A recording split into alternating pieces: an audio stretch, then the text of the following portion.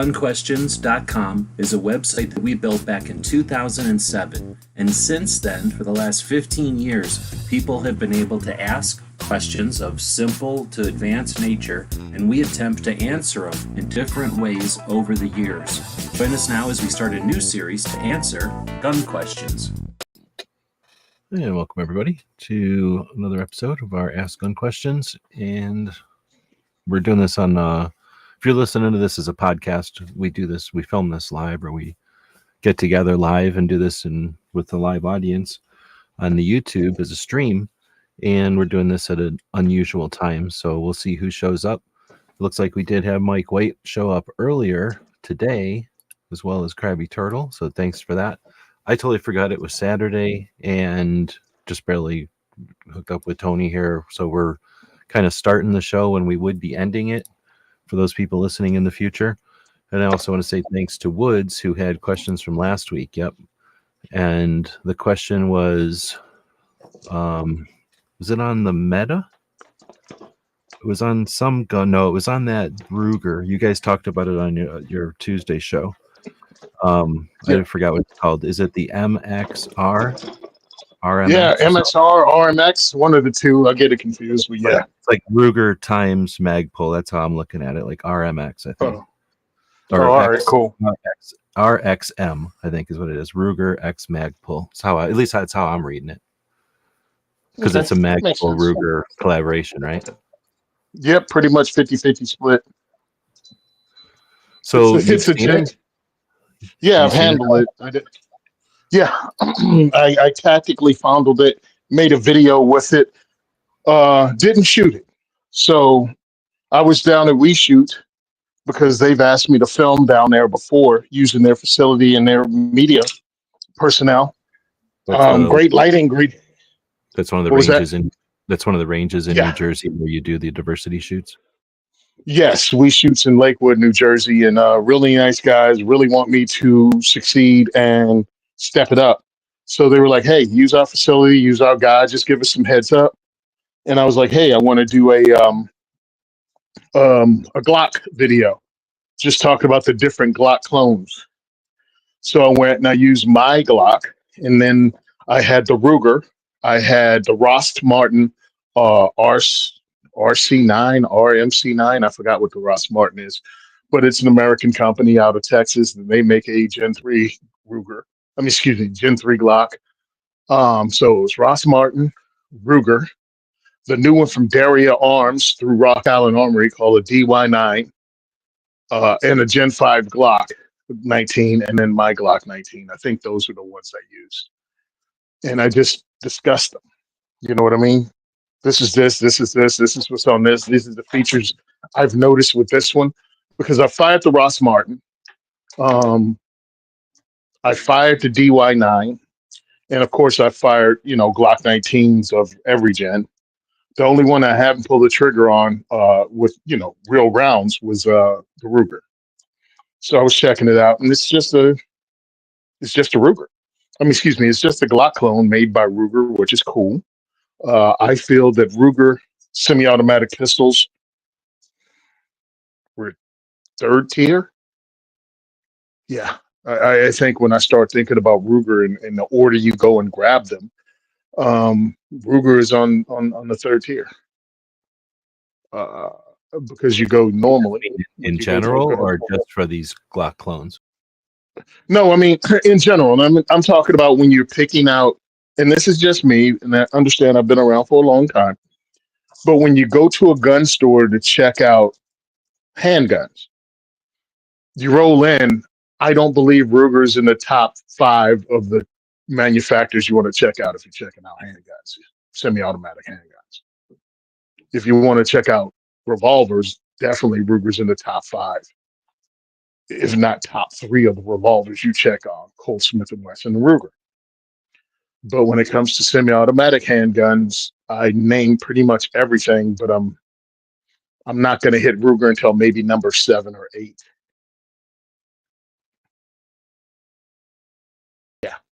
Definitely. Like major manufacturers, not just, I want to check out the Staccato. Staccato is not a major manufacturer. Heck, Colt's not even serious thing anymore because it's all CZ. When we're talking CCW carry guns. Yeah. I'm sorry. I guess I'm being a little vague, but yeah, when we're talking carry guns, and even when we're talking duty guns, it's like Ruger, and this is my opinion, but also some stuff, I've read when you come to be a security guard and you have to buy your own handgun for the job, that seems like that used to be Ruger's forte.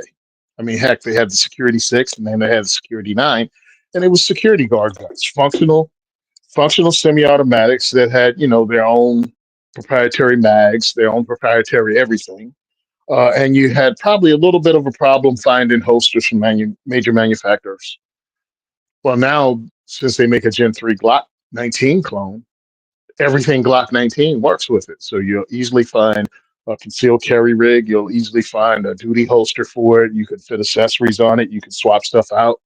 So I think that was a good thing for Ruger. A whole bunch of people were like, "Oh, this is horrible," and I'm like, "Bro, it's Ruger, so you know it's going to be a solid gun. It's a Glock clone. It's Ruger making a Glock clone with Magpull making the polymer. Everybody's stuck to their lane. I think it's a great thing." Oh, what do you mean Magpull's making the polymer? Magpull did the polymer on this Glock clone. So Magpull did the polymer. It's Magpull not did like the the PMAG though. I mean, it's different polymer than the PMAG. yeah. But still, Magpull also makes accessories, and they know the polymer game. So I think that's good. I think Ruger makes good guns. They make solid firearms at a good price, and I think the combo of the two is awesome. Do I think it's the greatest thing since sliced bread? No, I just think it's another really good option. But you have an option from another American company. So I look at it as it's hard to say better or worse because everybody's got a different place where they're coming from, what they're looking for. So, there's what right, everything is where it's at. But that being said, I think if you equate it to like cars, your Smith and Wessons and your Glocks and your, I don't know, I'm not going to offend anybody by assuming something like a CZ is in the running there, but whatever your third, it's like your Chevy and your Fords. I'm going to say Ruger is like your Dodge, where it's solid and there's definitely a fan base. They definitely got their winners. Everybody's got losers, so it's not like it's like a wannabe. It's just like it's like there's the Pepsi and the Coke, and then there's the RC. And Ruger would be, I don't know if I'd call it the RC, maybe the root beer, but maybe the RC is a better one because it's still a cola. You know what I mean? It's like they're making something that is there, and it's just a third choice. So it's like most of the attention goes to the big fight between who's going to be the flashiest, the fastest, the smallest, whatever Ford and Chevy are fighting about, or whatever, Pepsi and Coke are fighting about. But then there's RC, there's Dodge over there. They're not changing every 5 minutes, and their stuff is, useful, powerful, effective. There's a fan base for it. It's just that most people, when they're walking into the place and saying, "Here's what I want," they're saying Ford and Chevy. I think that's where I'd put Ruger. Personally, Oh, 100. they bothered me personally a couple of times, but at the same time, they impress me not quite as often as they bother me. So I'm okay with them. And what bothered me the most is the 1022 mag. Like, I am annoyed that they didn't make us a effective 1022 mag until the BX22, or what is it, the BX25? And I forget when that came out, mid 2000s or something. But the BX25 proves that it's a possibility. And why didn't we have that in the 90s when we wanted it, right? Like, that kind of stuff is the stuff that annoys me from Ruger. Like that, it's just annoying. Like it's not like their fault, but it is their fault. You know what I mean? It's like they didn't do nothing to me, but they didn't do something for me. And Yeah, right. Yeah, well, we all know Bill Ruger didn't want that to happen, so that just wouldn't happen. I'm glad it did for the little while that it came out, which is hilarious because the BX25 came out, and then they made the BX15, which was Jersey legal for all of maybe a year or two. And I was really happy because, now I had 5 extra rounds, which is cool. because I couldn't have the 25 round magazine and live in Jersey, and the 10 round magazine. I mean, it's the Ruger 10 round mag. So I finally, got a 15 round Ruger mag and only was able to hold on to it for like 2 years before it was illegal. But at least I got it, so I felt pretty good about that. Yeah, and I 100% agree with you. I wasn't crapping on Ruger. I was just talking about when it comes to, hey, what's the new guns? Ruger wasn't who I was checking out immediately. I would go to a whole bunch of other people. Um, but I think Ruger's a very solid company. It's in one of the runnings of, hey, if you only could have one firearms manufacturer to equip you with all your firearms needs, how many of them are there that can actually step into that role? And as long as you don't want a centerfire semi-automatic, Ruger is one of those companies. A centerfire semi-automatic rifle. Oh, okay. I was gonna say. No, wait a minute. Ruger makes ARs now. They make ARs. Oh yeah. That tells you how bad it is, because I never really thought of that. It is definitely the jack of all trades, right? And they say it can't be the master of all, but I don't necessarily agree with that, because Ruger, I'm not gonna say they hit it out of the park. They'll say they hit it out of the park and everything, but they have to. But they know what they're doing. So when they're not afraid to apply it to all the other guns, and they've done a pretty decent job of, I mean, think of, like you say, like if you just think of the types of guns, they have a lever actions too, don't they? So even, I mean, maybe I don't currently, but they had them. No. They own Marlin now. Oh, well, okay. But I mean, it branded as Ruger. I think they even have had some, but I'm just saying, whenever they do put their mind to something, like, they do good. Like, it might be a little clunky. It might not, it might be overbuilt, but they're not shying away from that. They don't mind being overbuilt. So, anyway, I don't know. Yeah. I'm okay with Ruger. I've got some Rugers. I like them. They just bother me. Like I say, there's a couple of times, including the owner being weird about magazines back at a time when we didn't need that. But and I'll still hold anything against everybody. Like, you don't get to just act like it never happened, especially when it happened, it had an effect on, that ripple. We all lived through that ripple. So same with Smith and Wesson. I don't hold them to it for the rest of the time, but I'm also never going to forget. And it's not as bad as I'll buy Rugers. Like, I don't have a problem buying from Ruger at all, where I won't buy a Springfield, and I don't buy Smiths. I guess I would buy a Smith, because Smiths, but even Smith, I probably should be, if I wanted to be more consistent, I probably wouldn't buy a new Smith. But I don't think I bought a new Smith for a long time. I bought a new 45 M&P. So whenever those came out in mid 2000s, probably the last Smith I ever bought. Anyway, that being said, why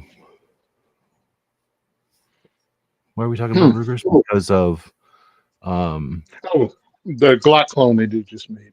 Yeah, that's right. The RMX. So going back to that, what did Magpull? So you said they brought the plastic in, but they didn't bring anything else, like their own kind of rail or some kind of sight thing, like nothing innovative for Magpull from the Magpull edition. I mean, truthfully, just they made a. Well, here's the deal. I think in the SIG world, they call it. Is it Central Fire Unit? The CFU. You can pull the guts out. You can pull it out and put it in another frame. Oh, hold on a minute. You're saying that the new Ruger RMX, which is the Magpull thing, has a modular chassis. Yep. Oh, that's a massive thing. Because none of the other if they use it that way, are they? If they use it, it'll be awesome. Oh, okay. That's not a done deal yet. Well, my whole thing is you need to have that. You need to have that ability, or you're just another Gen 3 Glock clone. Gotcha. So if they have the ability to swap that out and use a 17 slide, 17 barrel, and a totally different lower, freaking awesome. So I think that'll work. That's where they'll step up and be awesome. I really. Georgia Trucker's saying about the mag disconnect. Is that on this RMX? Like, I won't deal with a mag disconnect either. Like, is that? I don't see a reason they would do that. I didn't check it because that wasn't even something I would think of. that they would somehow F up a Glock 3, a Gen 3 Glock clone by giving it something even Glock wouldn't do. Cool. Because I was wondering when they were going to come out with the grip modules, because that was 100% what I was concerned about. Because if you didn't use that piece of awesomeness, it's just another Glock clone. So yeah, coming out with different grips works for me. So that's Because a if you got Magpull this, because Magpull definitely is going to be offering options for it. oh yeah, Yeah. that would be genius. That would be great. That would give people more options. And I think other manufacturers step up just like they did with the P320 and the P365. You give them a chance, they'll make those bodies and you can pop them right in. And for sub $400 from two major manufacturers, Ruger and Magpul, I think it's really good for the consumer. I really think we're in that spot where it allows, you know, first time gun owners who do I go with? Well, they only have to be in the gun space for all of 5 minutes. You know, first trip into most gun stores, especially big box gun stores, to know Ruger's a major player in the American firearms industry. You know, to give them a gun because I'm sorry, but the Ross Martin, even though it's an American company, is relatively unknown. And Rock Island Armory putting out this Daria Arms from Turkey, again, not really known by a lot of people. So yeah, a Ruger putting out a Glock clone and that price point that they're at is cheaper than a Glock. And it has a company with really good reputation. And then all of a sudden you can have different size grips and all the things that a company having this modularity, I think is a good thing. I've been watching a lot of videos on it too, because you know it's the internet, it's affordable, so a regular person can go ahead and buy one if they have a YouTube channel without it hurting too badly. If you want to get views with a new gun, you don't have to have a connection with Ruger to actually pick one of these up. It's not like it's a staccato that you're going, man, I'm going to put a whole lot at risk and hope people watch this staccato video. Like, no, I'll buy this Ruger. Worst case scenario, I'll get 100 views, but I'll have another Glock 19. Well, and for at least as far as I know, Ruger does not work with anybody ever. So you can't really get a free gun from Ruger ever. I mean, maybe, I don't even know anybody's got a free gun for. Wholly on Noir. Okay, so top level. Oh, well, was that when he was working at NRA? Because that might be a whole other thing too. No, since he left NRA. I mean, I find it hard to believe that Wholly on Noir, who drives a G-Wagon and carries a staccato, was really excited about the Ruger Security 9. Oh, I couldn't wait to get my hand on this gun. Shut up, bro.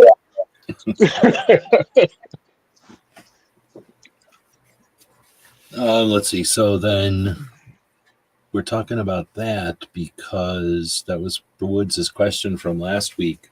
I think he was just asking us, if I remember right, he was asking us what we thought of it. And that was a live question, but we didn't go live. So we're going live this week for that questions. But there are a bunch of people watching. We run this simultaneously over on the X and on the YouTube, and wherever you leave a question or a comment, it'll show up over here on our feed so we can see it. I can't tag them, which is annoying, but I'll do my best to keep up with them. So anyway, feel free as someone watching live to ask us questions. I'm going to, as we chat here, I'll go check out the spreadsheet where all the questions that are asked on the website come in and get stored. But is there any, I was going to ask you, now that you've had the last diversity shoot of the year, what would be the most interesting or most like off the wall or most crazy question that's come in from a diversity shoot that you can think of? And then the second question might or may not be easier to come up with. What's the most common question that comes up and for people that don't know, a diversity shoot is often people that are not familiar with guns showing up to kind of experience guns for the first time. All right.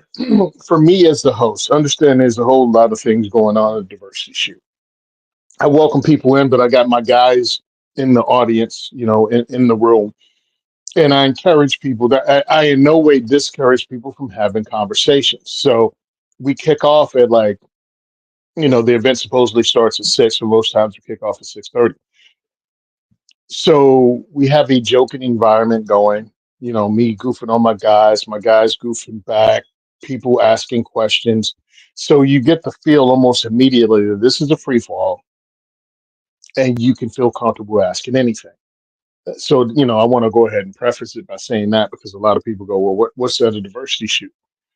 So everybody's comfortable. We're talking, making jokes, many of them inappropriate. I make sure of that so people know what they're in for. And I think one of the most common is like, how do I get my New Jersey firearms identification card? Which, of course, if you're in a free America, you go, what's that? In New Jersey, you have to have a firearms identification card, which means pretty much everything you go through to own a firearm, you have to go through in Jersey to just get a card that said you can own a firearm or even touch a firearm. Gun stores won't even let you touch a firearm unless you have a firearms ID card and you show it to them. And also, the process involves two references that are non-related to you, fees, and also they need to check your background to see if you ever had psychiatric problems and, of course, have ever been locked up. But you get your firearms ID card. So people have that question. That's the most common. Second most common is, what's the process to get my carry permit, which is the exact thing as getting a firearms ID card with the addition of two more people that aren't related. So you need four references.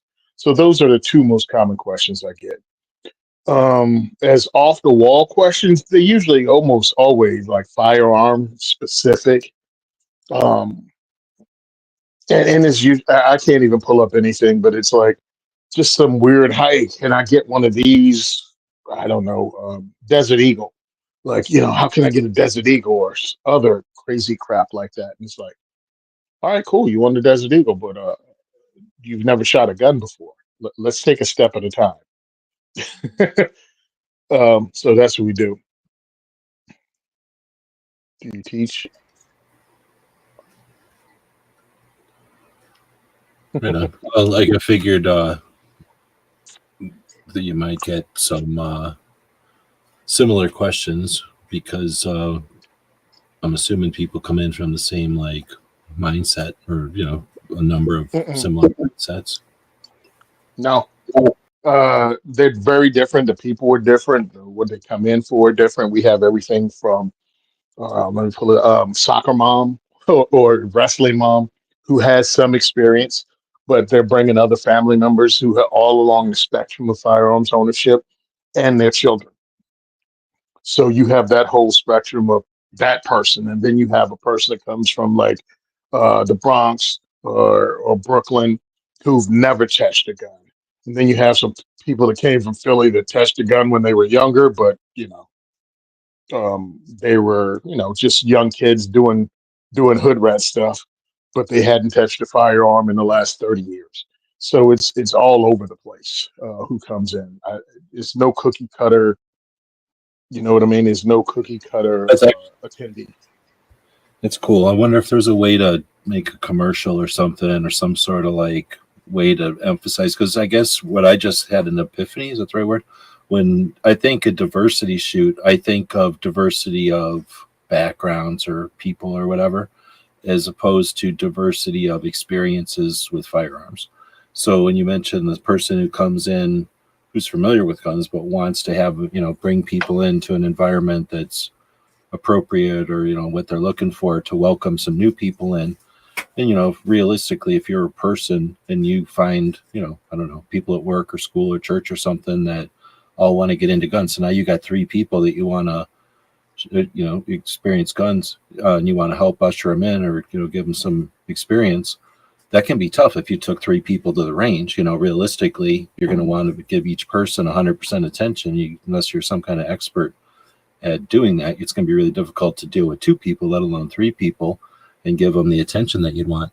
But if there's something like a diversity shoot where you can bring them in and they're going to get that kind of attention, and you can just be there to experience it with them, that's a whole nother thing, right? And you just kind of explain that. But that person's question is going to be totally different than the person who I was thinking of was the novice to guns, who's coming up with some kind of new gun question. But when you're having a diversity shoot, I mean, that's literally people coming in with all different kinds of experiences and situations. Yeah, you're going to get people that are like, I want to help teach me how to help teach, right? Like, I never even Hmm. thought about that. I've been blessed, bro. I mean, people laugh and joke about it, but I know I've been blessed with the audience I have, the friends I've made that put this together, that I'm able to reach so many different people from all over. One lady contacted me. Now, again, I did not know her. She contacted me through IG, and she said, "Hey, I'd like to bring some friends. I'd like to bring friends from work. What do we need to do?" And I was like, "Just buy tickets, get in early. We only have 20 tickets. We only sell 20 tickets." She was like, "All right, great." I didn't pay attention. All of a sudden, we're sold out. Like I get an email. I look, then somebody purchased like 8 tickets, and then somebody else purchased 2 tickets, and then there was another two, and then three. And I'm like, okay, this is quick. Ends up everyone from her work bought a ticket. We had 12 people just from her job show up, and the other 8 people were from other places, but whatever. Instantaneously, we sold out.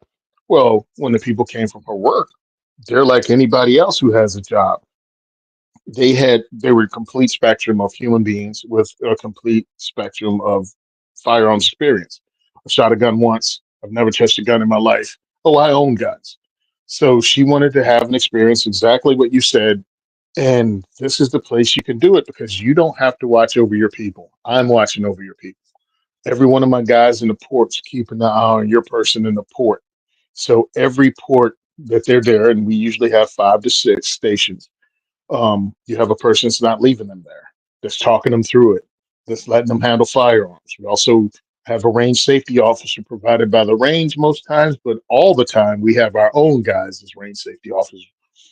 So it is very safe, and nothing is politically correct about what I do, but we're here to have fun. So, and I say that right up front. So if you're one of those people that have someone who's going to hyperventilate because of, if they can't watch Married with Children, All in the Family, or Sanford and Son without clutching their pearls, they do not need to be at my diversity shoot. It is that simple. And I warned them that with that when the show starts, and people get that, and they have a great time.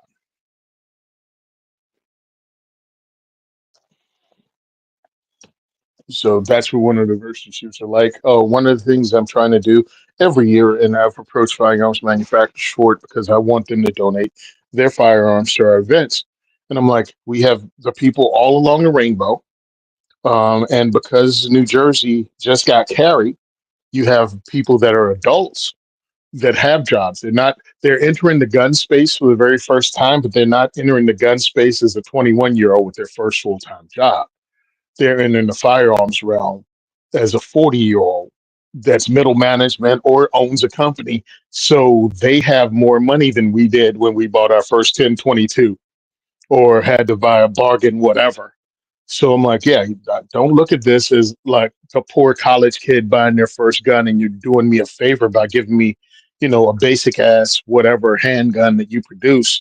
I'm like, I have people who come in with real money, as in they can they're looking at staccatos because they saw somebody's video about staccato and they want to And they buy it. never bought a gun before, so $1,000 gun. I don't know. I Mhm. seen a movie and the gun cost 900. So why wouldn't a gun cost 1,000? Exactly. They have no idea what the price of a gun is. And I've had that conversation too. And they were like, wait a minute, that's all a Glock costs? I thought a Glock was like $3,000. I'm like, a Glock can be $3,000, depends on who you buy it from. And I think it would be advantageous for firearms companies to send me, and I talk about it as if we talk about cars. I'm like, send me the thing you put in your showroom. Don't send me the stripped down model. Send me the thing you'll put in your showroom so I can impress people with it. Because my guys, have their own firearms that they've purchased. So they have a P365, they'll have a P320, Glocks, CZs, all that stuff. And every now and again, they splurge on a top end one. But most guys, most people, have a CZ75, have a P01. They don't have one that's gone through and gotten customized. They don't have the $4,000 hand. Well, actually, a couple of them do, but is not a steady thing. Plus, if you have a $4, $5, $6,000 handgun, do you bring it every 2 weeks for everybody to shoot it? No, you don't. You'll bring it every now and again. So I'm like, this is a great place to park your high end gun that you want to introduce people that can afford it to for the first time. Because much like cars, the first one they drive may be the first one is more than likely the one they purchase, the one they test drive. It's Same thing certainly with the one firearms. to compare everything else to. Mm-hmm. Right? Like Yep, whatever the 6 100%. stakeholders, everything else in their whole life is going to be compared to those 6. Like if the first gun you have, the first gun you touch. Oh, fudge. All right, hello, hello. Yeah, I'm eating cookies. That's why I'm muting. Oh, I'm sorry. Yeah, it was freaking me out because you know how this thing drops stuff. Um, so the first gun you hold is a Beretta 92 that has the Langdon Tactical whole workup done on it with a red dot. Well, you go, oh man, this is John McClane's gun. I'm like, yeah, it's John McClane's gun with improvements. Pow, pow, pow, pow, pow. Oh, dude, this is so awesome. All right, cool. Here's something else. And they grab, the next gun down. They grab a basic lock. Oh man, this feels totally different. Totally different everything on it. You know, oh, okay, I get it. I get it. This is pretty cool though. And then, oh, this is a Walter PPQ or Walter, what is it? PDPF. Man, this is a pretty cool gun. That triggers like the up, yep. And it's just all of a sudden they're opened up to a whole plethora of things, but they're comparing everything to that Beretta now. That slicked up Beretta that, well, I've never fired a gun before, but I'm firing one now and I want to get one for home defense and I feel much better with that long double action trigger pull. Or I feel better with the safety. Well, guess what they're looking at now? They're looking at the Beretta because that's the first thing they touch. Well, how much is the Langdon Beretta? About $1,700. Okay, that sounds right. Why? Because they've never bought a gun before. And they have the money, and $1,700 didn't make them blink. So now they own a Langdon. Or, man, I only have about I don't know, top it out at 1,000. Well, you can pretty much get almost every Beretta out there, from the regular base, M4, excuse me, M9 to I think all the way up to the M9A4, depends on where you buy it. So you can get all of those Berettas and find the one with the trigger you want, or if you can get a compact if you can find them, and now you have something pretty cool. I'm talking about only Berettas because one of my guys actually called me today, and one of my attendees from the diversity shoot that came just as a regular dude that had gotten into politics, and he heard about us and wanted to see what we had to say. And that had to be like 5 years ago. And he finally purchased his first handgun. He went through all the bull crap. He had some legal stuff he had to take care of. He fought his way through that, with the people he met at diversity shoots and with the ranges and with the lawyers and everything he met at a diversity shoot. He worked his way through the legal process to be able to get his firearm. He used us, of course, to get his firearms ID card, to get his pistol purchase permit. He used us as references. And he just picked up his Beretta 92 in the last week or two. Actually, I'm going to have him on one of my stories, if not tonight, tomorrow.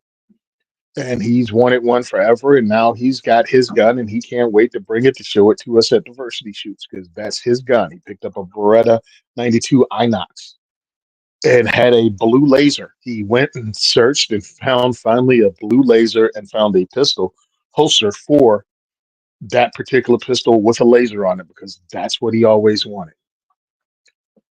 What am I going to do? Tell him that lasers are kind of not something most people use? Nope. I'm going to go, great, dude. Glad you got it. Glad you're happy. And he's posted videos of himself dry firing it, drawing it, and doing all that stuff because he's really happy that he got what he wanted. And this came from a dude that couldn't legally touch a firearm when he came to the first diversity shoot, at least not touch one in a gun store, to able to shoot a lot of guns, get his confidence up, and purchase his first handgun. I thought that was great. And to me, oh, and not only that, but over the years, he pretty much brought at least 2 dozen new people in from his background, which he's a young Puerto Rican kid, originally from New York. So he brought a lot of New Yorkers in. He brought a lot of people in from North Jersey, and many of them were Latino. But of course, like a good 20 something, he had a lot of friends of different backgrounds. So all these people got exposed to the Second Amendment, various firearms. Some of them came many times, some of them only came once, but they did come out. And I thought it was really cool that this is just one dude and one dude's story and what he's brought to the table as a attendee who became an advocate for not only Second Amendment but First Amendment. He worked with Larry Sharp in New York, and Larry Sharp's run for governor of New York because Larry Sharp is a libertarian, and so is this kid. And he just saw it as another form of activism and fighting for his rights. So he was actually involved in a gubernatorial campaign. And I thought that was really, really awesome.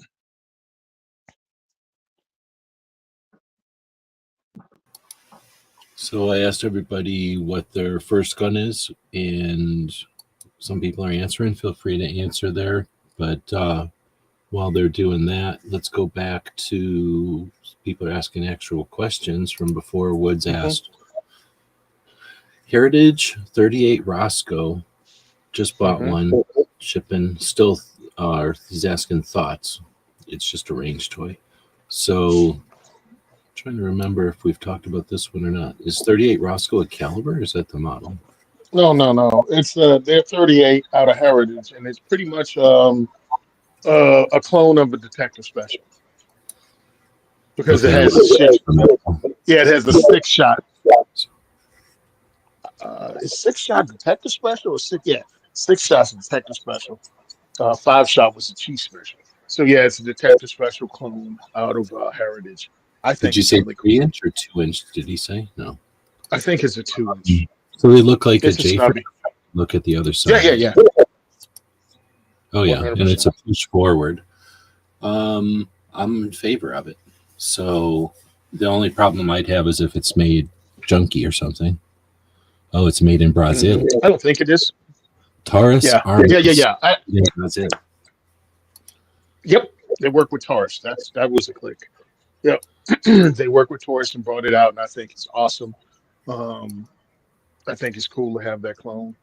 Oh, you have Well, the one I'm looking at, he says it's made in Florida. He says, but he thinks, but I'm just looking at the website, and it has like a little thing you can click through to see different angles of the gun. Because I wanted to see what the cylinder release was, because that's on a revolver. I care a little bit about other things, but the cylinder release is my number one issue. I do not want to have to move my hand to release a cylinder. And it just happens to say Taurus Armas made in Brazil on one side. And on the other side, it says Heritage Bainbridge, I think, or Bainbridge, maybe, Georgia. So I think the company is in Florida and Georgia. Otherwise, yeah, it has the serial number on the barrel, which is annoying. I do not like having any writing on a gun, but I don't like serial numbers outside on the part where I can see it. And it has kind of a big logo where the Smith logo would be, but so you're swapping one logo for another. Otherwise, though, it looks like a pretty nice kind of 80s style, or what I would consider like an 80s style, because it's not like melted or anything. It's just standard J frame. I like the 2-inch for sure. The 3-inch, not so much. A little bit too big for me. I'm just going off the website. No.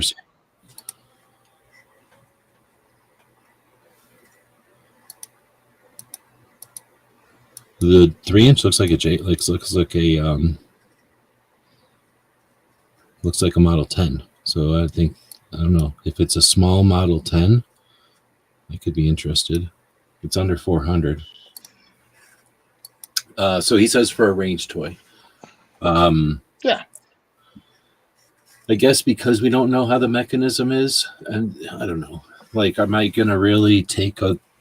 I don't know. Is there a channel that takes a $400 38 snub nose and takes it out and runs it through like real torture tests to see what point it's going to run or not? If someone did, that'd be interesting. Here's the thing. Here's because this is interesting. Actually, I don't know if this is interesting to everybody else, but as I'm thinking about it, I'm thinking it's interesting. Like if I'm not going to just buy some revolver and put it on my ankle, like that revolver better work. If I put garbage on my ankle and it rusts up or something, then it's all it's doing is killing me, really. So if I put something on my ankle, it has to be ultimately reliable, like times 10. Like it can't even be a possibility that it fails. You know, short of being shot in the ankle with something and it stops the bullet, like that thing better work no matter what. So that means Smith & Wesson. Like there is no other option. I guess you could say Ruger. Like, yeah, I could say Ruger because I'm carrying Ruger, I guess. So I could put an LCR on my ankle. So you're saying Smith & Wesson, Ruger, and that's it. Like I'm not even putting a Colt down there. I guess a Colt could work, but I'm not putting $1,000 Colt on my ankle because I don't have that kind of money. So Taurus and Charter Arms and Diamondback. see, I'm not putting those on my ankle. Like I'll put those on my waist or something, but I'm thinking my ankle, which is getting the most abuse and clicking on stuff and knocking around, getting sweated on. Who knows what's happening to your ankle sometimes. That's where I'm like only ultimately reliable. So that's what I'm saying, like a $400 new thing. My problem is I've had every single Taurus. I'm not getting paid by nobody, so you don't have to worry about any kind of filters here. Every single Taurus I've owned got broke. Either me working on it or just word out or something. They all break. Sure, I fixed them, but they all broke. So the South American stuff, they're just not using the right metal. Like I don't care what anybody says. There's some reason why every single Taurus I've had broke, and none of my Smith & Wessons ever broke. And what am I doing? Something different with these guns? No, they're the same me. So, and I'm not even torturing them. I'm just using them. Like those were just taking them hunting and stuff. Like I was just using guns. And this was before I carried. Like this is just in the olden days, just using guns, taking them to the range, like just being in range bags and stuff. They'd break. So, yeah, like I say, I think I'd want it. I'd have to run it through a torture test. Is what I'm saying. And they would have to literally be a torture test. I want to make sure that revolver would work through, a real torturous situation. But anyway, I don't know if anybody's ever going to do that to a gun like that. Not on YouTube. Because if you look at sales, right? Sales shows interest. I mean, if people buy it, that means they're interested in it.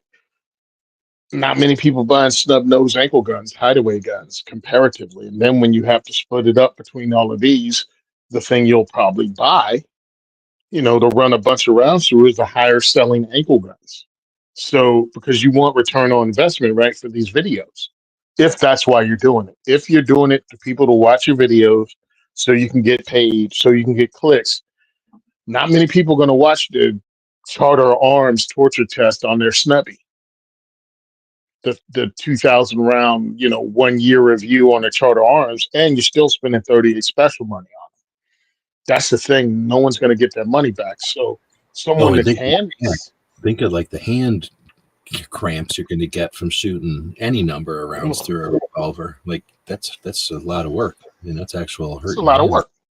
Yeah, and then you have an entire generation of people that grew up with Glocks or semi-autos, and they don't know anything. Listen, the revolver is the milking of cows in the gun industry. Like it is the driving a stick shift, and not a whole bunch of people want to do that. Now, I personally think it's really cool. I look at these sights and I've shot revolvers and those gutter sights, bro. I'm like, how much fun can this possibly be? Because I want to run a revolver in my police shoot that I do every month over at Old Bridge. Now, right now, what I'm running, because I backed off the Glock thing. I was running my Glock, and then I realized, even though we're shooting only 60 rounds in the event, I think it's 60. It's either 50 or 60. Anyway, the reason, 60. We're shooting 60 rounds at the event, but I want to keep my ammo for diversity shoots. So I figured if I use my 22, the ammo's cheap, the ammo's easily replaceable, and I have thousands of 22 rounds. So I'm good. So I take my Ruger SR22 with a 4.5-inch barrel and I run it in the event. It's a lot of fun. I still get that trigger pull because it has a long double action trigger pull. And I get to work it. Sight picture, sight alignment, trigger squeeze, follow through. I get to exercise all of that. So that's what I appreciate about using my Ruger. But really, using one of these, I think it would be cool because the particular police shoot we do, is based upon the old school revolver police qualifications. So it's 6 rounds, reload six. Everything is 6 rounds. You load 6 rounds. You got 5 magazines with 6 rounds, but everything is based on running the old school revolver. So I kind of did that. I'd love to get one of these and run it through that, and then have it in my shoots, and guys and girls can shoot it. It'll be awesome. But understand, to get through that 1,000 rounds, we're talking about shooting it a couple hundred rounds every twice a month for an entire year. Things got to work. If the thing does not work, it can't. It's No, actually the kind of answer is no. interesting. Let people know, like, hey, you have a gun to the diversity shoot, you're going to get this many rounds through, an average of 5 or 10 rounds through each hand, right? So this many hands, this many people, this many feedbacks on it. Yeah, Mhm. that's interesting. You got like a review thing kind of built into the whole thing. Oh, I've done that too, especially with the Ross Martin, because they were interested down at We Shoot of getting a reaction to it. So the Ross, not the Ross Martin, the actually yes, the Ross Martin and the DY9. They wanted to get some reaction from it for first time shooters, and they have that video, and I think that's great. And people were excited to be like, "Oh wow, you want my opinion? I don't shoot guns much. Yeah, that's why we want your opinion." As a first time shooter or as a person that doesn't handle guns, because, and I'll go ahead and tell you the truth, sometimes it gets annoying listening to people who will repeat the things their favorite gun tuber said. And it's like, bro, is that your experience, or are you just repeating what someone said? Oh, well, and don't do that. Experience it for yourself. Check it out for yourself. Because gun tubers have different motivations. Some of them's truth, some of them's not. Also, they have different experience levels. So this guy who's saying it breaks like a glass rod or some other stuff, yeah, he's been shooting for 3 months and he's only fired 4 different guns. But he's giving you this opinion, and you're like thinking he's some kind of subject matter expert. It's like, no, not really. And then what is your level? Because if you've never ran a marathon before, the dude that takes, 8 hours to run a marathon is still an expert compared to you. So you're gonna listen to what he says. That's a good point. Well, they got a 4-inch Roscoe? You got 3-inch or 4-inch. I thought it was 2-inch or 3. Ah, crap. No, I suck at doing polls. I don't know what I'm thinking. And I guess I went the wrong way. So I got to end it. That's just not, there's no way to, let me just end that and start again. I don't know how I figured that. I was all impressed that I was able to copy and paste this, and then I guess I'm just not paying that much attention. Hey, what the heck? Do it again. And now I put inch 2, so my head is definitely screwed on wrong. 3-inch, there we go. All right, you do So that now now, but I'll talk about stuff. So we got a poll going, and it's actually correct. So he got the 3-inch, and my question is again. So a J frame is a J frame, and a Model 10 is like a K frame, right? So my question is this 3-inch like a J frame? Is it smaller than a Model 10? And then if it's smaller than a Model 10, then I'd be curious, because I don't know if that's too much. You know what I'm saying? Like too much gun for a small frame. Or not. Like I've never had a J frame. What are they saying? Did they give it a size comparison? They're not going to say. I mean, no, I don't think. I didn't look and I didn't read, but I can't imagine they're going to say it's the same as a J frame. I'm just assuming this is the size of a J frame. I'm assuming it's the size of a J frame. Because it looks so much like only one, because, well, yeah, and that fact, and they bring up cops. Cops didn't run around carrying K frames for the most part. choice When you're talking about defending yourself in the real world. It's more like a J. So a J frame with a longer barrel. I mean, they probably make one. Smith & Wesson probably makes one. I don't know if I've ever shot one though. At least I don't remember ever shooting one or fiddling with one. So I just don't know if I like that. What, a 3-inch J frame? Yeah, because this looks like from the silhouette, it looks like a Model 10 to me, and that's a bigger gun, like a much bigger gun actually. Wasn't a Model 10 a 357? The Model 10 357? I'm used to Model 10s being World War II, so those were all 38s, but they may have made a 357 that I just don't know. So I don't know. I'm not a Smith & Wesson enough person to know. So I don't want to say no. The ones I have had have been 38s. There needs to be a website that you can. Oh wait, I guess I can highlight this. Krabby Turtle is saying there needs to be a website that you can compare revolvers side by side, like they have for semis.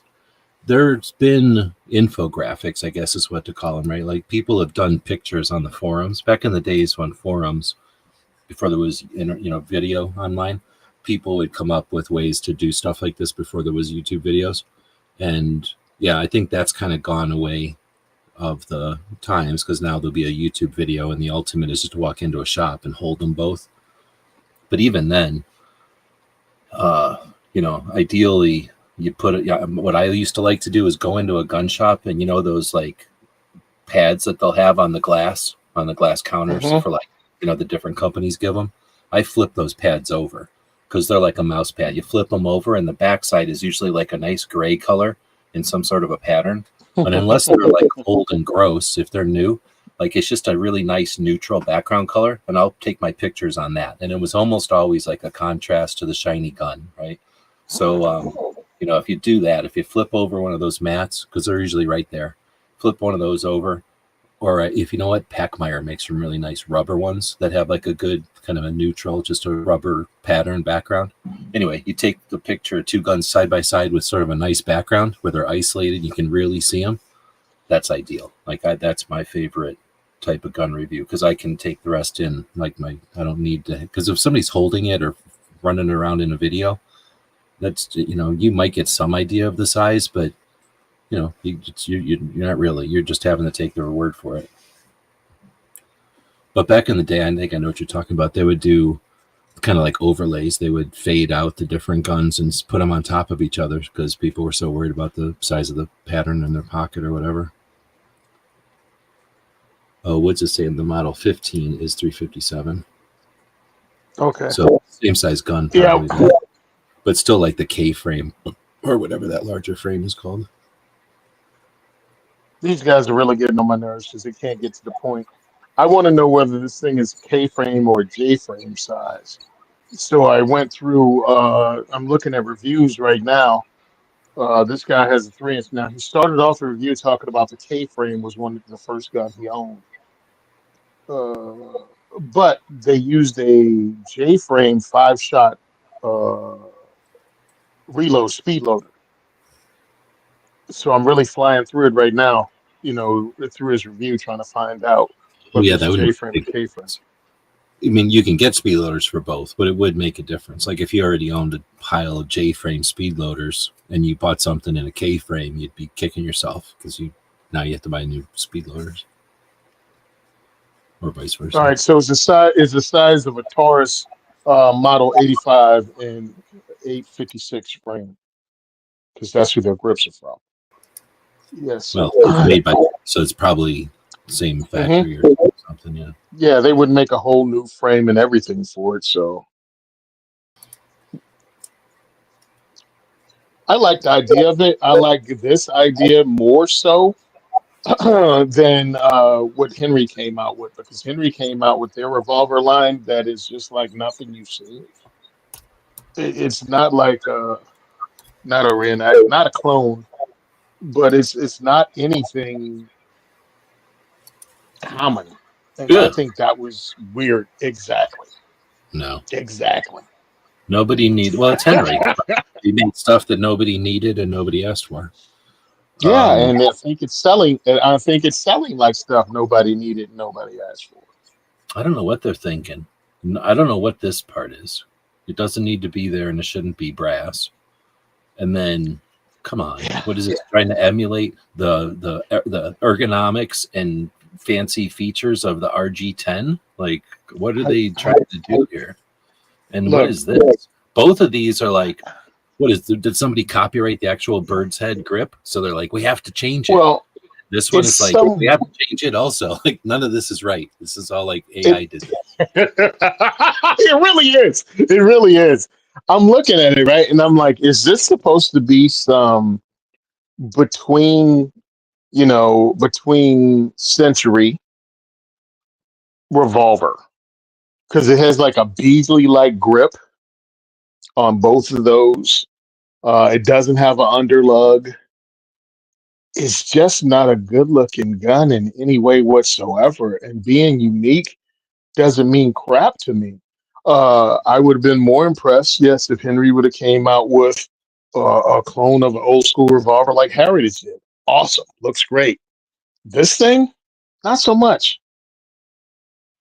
Not so much. And yes, no, I don't have people offhand shooting because we're introducing people to firearms. We're not trying to teach them a class. We take them to ranges and they can actually meet many of the range personnel. And if they want to come back later and go to that range and meet up, it's like bringing prospects into the range of future customers. That's what we're doing. Some of my guys are trainers, are firearms trainers, and if you want to hook up with them or talk to them, you can, but they are not there to pass out business cards. They're there to introduce people to firearms and make them feel comfortable. But you're addressing G23's question here for people that are Oh, I'm sorry. Yes. Do you teach offhand Yeah. shooting so people are prepared for injuries? Oh, okay. So I saw the offhand and I quit reading. Like I saw that was a question. And I didn't even bother reading the whole sentence. So I didn't even realize it said so people are prepared for injuries. So, okay. So now I understand your question more. So yeah, you answered it. But that's a good question. I think some people might have considered, since you're doing something on a regular basis and maybe they're assuming that you're bringing people together to instruct them on firearms, that somehow you're an instructor, but it's really not a class.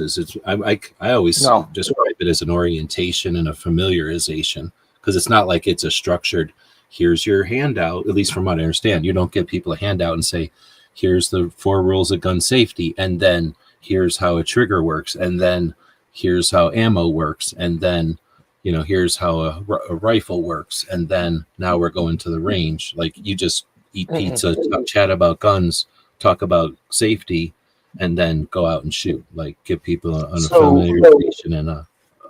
Go ahead. You get the conversations about firearms. You get the conversations about legislation. We do talk about gun violence and the anti-gun movement and how we need to fight it. And then you also get the gun safety rule demonstration. And if you're the first time going to the range, you of course have to watch that NSSF video. That's almost in every range in America. So yeah, you're doing all that. But I am not teaching you a class. But this is what does happen. You come to the first one, you get introduced to firearms for the first time. You shoot a crap ton of guns. Usually my guys have 4 or 5 guns per port, and sometimes people choose to shoot every one of them. Sometimes they only shoot a couple, but they go from port to port. Now, around the third time you go in, you've become comfortable with my guys. You've shot some guns, and depends on how many of them you've gone to, closely. That could be your third time, could be a month. You know what I mean? You in 30 days, you've gone to 30 diversity shoots, and now you're more comfortable, and you can ask questions like, "Hey, can I shoot offhand?" And the mile guys will talk to you, and if we have time, you may be able to at least experience that because we've seen you, we've watched you grow, we've watched you shoot more guns. You've asked questions at every event of my guys in the port, and they've gladly answered them all. And now you're to the point that, how do I shoot offhand? All right, this is how you shoot with your weak hand, and they'll show you how to shoot with your weak hand. But again, you have to put in that time. You're not going to show up the first time and we're going to have you do some crap like that. No, not at all. And we're not going to allow it. If you're a first time, now we've also have cops come in and try to pretend that they've never touched a gun before, and that's really annoying because you're wasting their damn time. They come in to check us out and see what we're about. When their department hears about us or state police, like our very first event, we had the head of the New Jersey State Police Firearms Unit come in and try to pretend to be a regular civilian. And it was like, bro, what's going on? Who are you? You look like a cop, you smell like a cop. And some of our volunteers are law enforcement, retired law enforcement, or military police. So you can spot your own. And my guys pull me aside and go, "Hey, you got another cop in here." And I'm like, okay, nothing changes about it. It's just that stop messing with my guys and pretending you don't know how to shoot a gun. You wasted our time, bro. I got a grandmother in the back that's shooting a gun for the first time, and we want to spend more time with her. We're not want to mess around with you. Like, if you want to come here and go, hey, I'm in law enforcement, and I'd like to check out some new stuff. Cool, bro. Come shoot, have a good time. Check out different guns. Check out what you might want for an off duty, or just another recreational handgun or a second gun. I don't care, but let's stop playing 21 Jump Street on other people's time. You want to hear about diversity shoots? I'll tell you about them all day long. I have hundreds of hours of podcasts when we talk about it. Speaking of talking about 21 Jump Street, I'm going to jump over to our videos and take a quick break while I... Did you know that gamers and tech enthusiasts like you and Come I on. have turned their passion into an IT Come on. career? JobWorks education and training has helped hundreds. Commercial on your own video. How annoying is that? So this I made with AI the other day when I was bored. So we're going to take a little commercial break because I just noticed we're having a word break. And that's what you can make with the AI robots.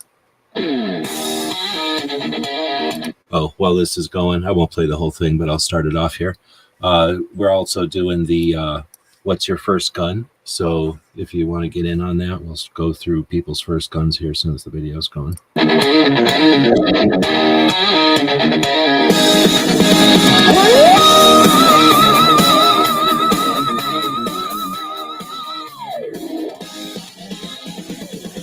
on a dirt bike, riding fast and wild. Nunchucks spinning, now dugger than every mile. Metal robots crashing down with every hit. He's got the moves, can't nobody beat this wit.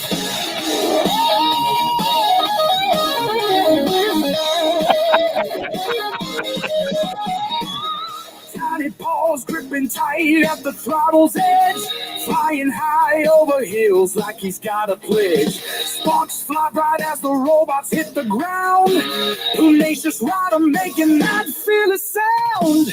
Tenacious rider tearing up the road. Metal foe surrender to his daring code. All right, so you can just take words and that turns into music, and then other words turns into a bunch of images, and all I had to do is stick them into a thing and splice them together, and they turn into a music video. I could probably make a music video with one robot. I just haven't figured it out yet. But anyway, yeah, it was a little fun. That was great, bro. The robots. So first gun, had it on here before? So my first gun was a handgun. It was a World War II 1911, I think, Ithaca. I got out. I got out of the Corps and wanted to carry gun because I knew I was moving to Jersey. So I picked up 1911. I went to the range and I tried out 4 different firearms, which is hilarious. It was a SIG P226 9mm. It was a Beretta 92, a Beretta 92, a SIG 226, a Glock 17, and a 1911. I'm sorry, and the fifth one, it was that 380 SIG, old school 380 SIG that they discontinued to look like a Walter PK on steroids. Yeah. So those are the 4 firearms I tried out. And because I had zero experience with double action trigger pulls, it was all crazy. And I didn't like any of them because, again, my handgun shooting experience was a few rounds at family functions out of different handguns. And the shittiest firearms instruction I've ever had at handguns formally was United States Marine Corps teaching me to shoot a 1911. It was really hot garbage, but it helped me learn a whole bunch of things about military service and the bravado that you get because I was trained by the Marine Corps to shoot. Yeah, my guys do better training at a diversity shoot in shooting handguns the United States Marine Corps gave me when they taught me, using air quotes, how to use a 1911. If one of my guys did a bad job as the Marine Corps did at a diversity shoot, I'd ask him not to come. That's how bad it was. It's a waste of time. Excuse me, it was not a waste of time because it taught me not to believe that the military is military training is not the baseline I want to achieve with my handgun and firearms training. I want to do much better than that. Because unlike the military, if somebody's coming to a diversity shoot, they already because I've had these people too. They've already purchased their firearm. I don't care what it is. They've already purchased their firearm.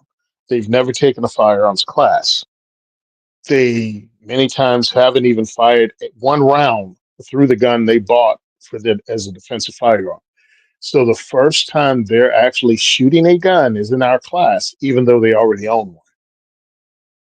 So to me, it's very important that my guys give them good instruction on at least how to load a gun.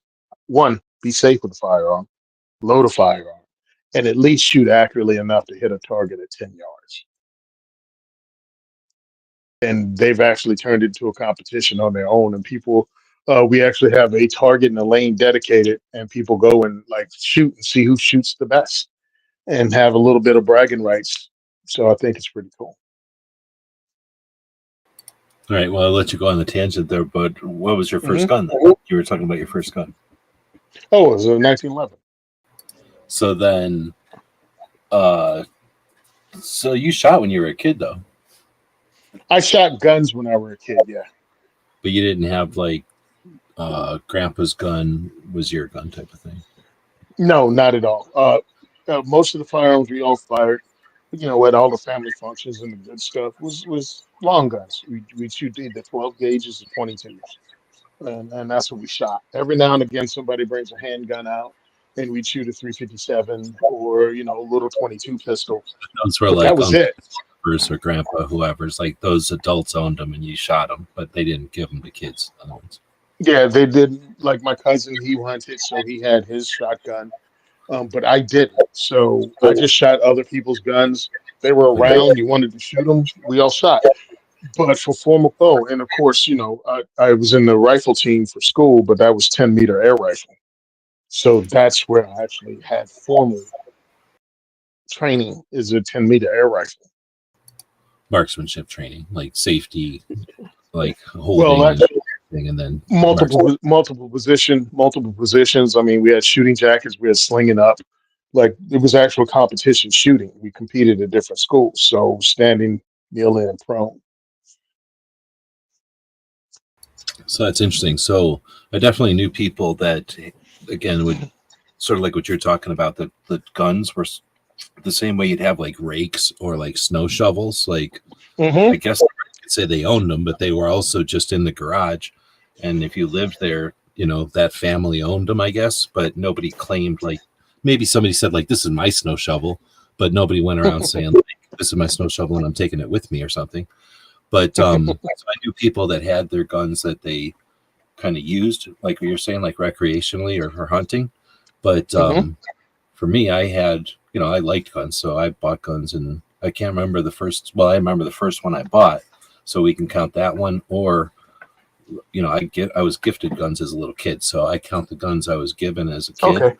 And then, because for like Christmas and shit, like all I ever asked for was guns, and then some toys. But like every year for Christmas for me was a new gun, so I had a shit ton of guns because I got guns every year, and I got them for being good or for anytime you'd get a gift, I wanted a gun. So it was always 22s and dumb shit that you want when you're a little kid. I wasn't like, I was trying to shoot 22s. I also had to pay for my ammo and stuff. So I was trying to be practical, but I also didn't have giant ambitions. We didn't have the same kind of options we had. What was I going to get a 38? What was I 38 for? Like I could get a rifle, what I wanted for, and I wasn't hunting or nothing. So for me, it was mostly just stuff I would take to the range. But anyway, so I was given guns, but then I also count this, like there was guns in the house. And if my dad or somebody owned a gun, like my dad or my grandpa, I guess, owned a gun and I wanted it, it was my gun. Like, I don't care what they said. Like, that was my gun. Like, what are they going to do? Like, if we went to the range, I was the one who was bringing it out. I was the one shooting it. They might have owned it, but you know what I mean? Like, so there was plenty of guns. There was a couple of them at least that like they owned, but they didn't really care. And I constantly cared about that gun. So I had ones that I also inherited, I'll call it, that like I claimed or whatever. That like, you know, like I was just saying, there's like family guns. Well, there were certain family guns that I claimed. So, and I'll acknowledge that people can do that too.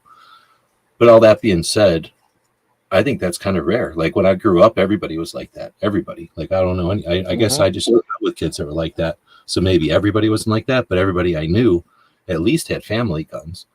And even if it wasn't like they went shooting, it was like grandpa or somebody. You know, we inherited those from grandpa. So yeah, there's shotguns in the closet. Nobody owns them, but everybody owns them. Like I don't know what to call that, but you know, the same way that like, oh, grandpa died and he's got his coats in the closet. So they're there. Everybody can get to them. Like nobody owns them. Everybody owns them. It's sort of like that. They're like family guns.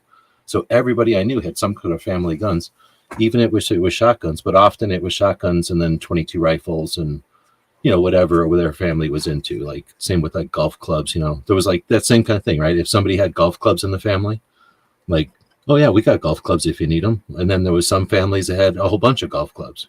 You know, it was just that kind of thing. And then some families probably didn't because they never got into golf. But the first person who got into golf, now there's golf clubs, right? And for the rest of time, oh yeah, we got that set of golf clubs. Anyway, so that being said, nowadays people are definitely older and they intentionally buy their first gun or whatever. So these questions are way more interesting than they used to be. Georgia Truckers, though, is I'm guessing more like our story. Marlin Model 60. That's a 22 rifle, right? Yep. Model 60. I have three of them now. So my first 22 was a 1022. That was cool. But my second 22 was like a freaking CZ Super Lux, like freaking German, a CZ pretty much trainer for Model 98. It's like sights were awesome, smooth trigger, like top end CZ bolt action.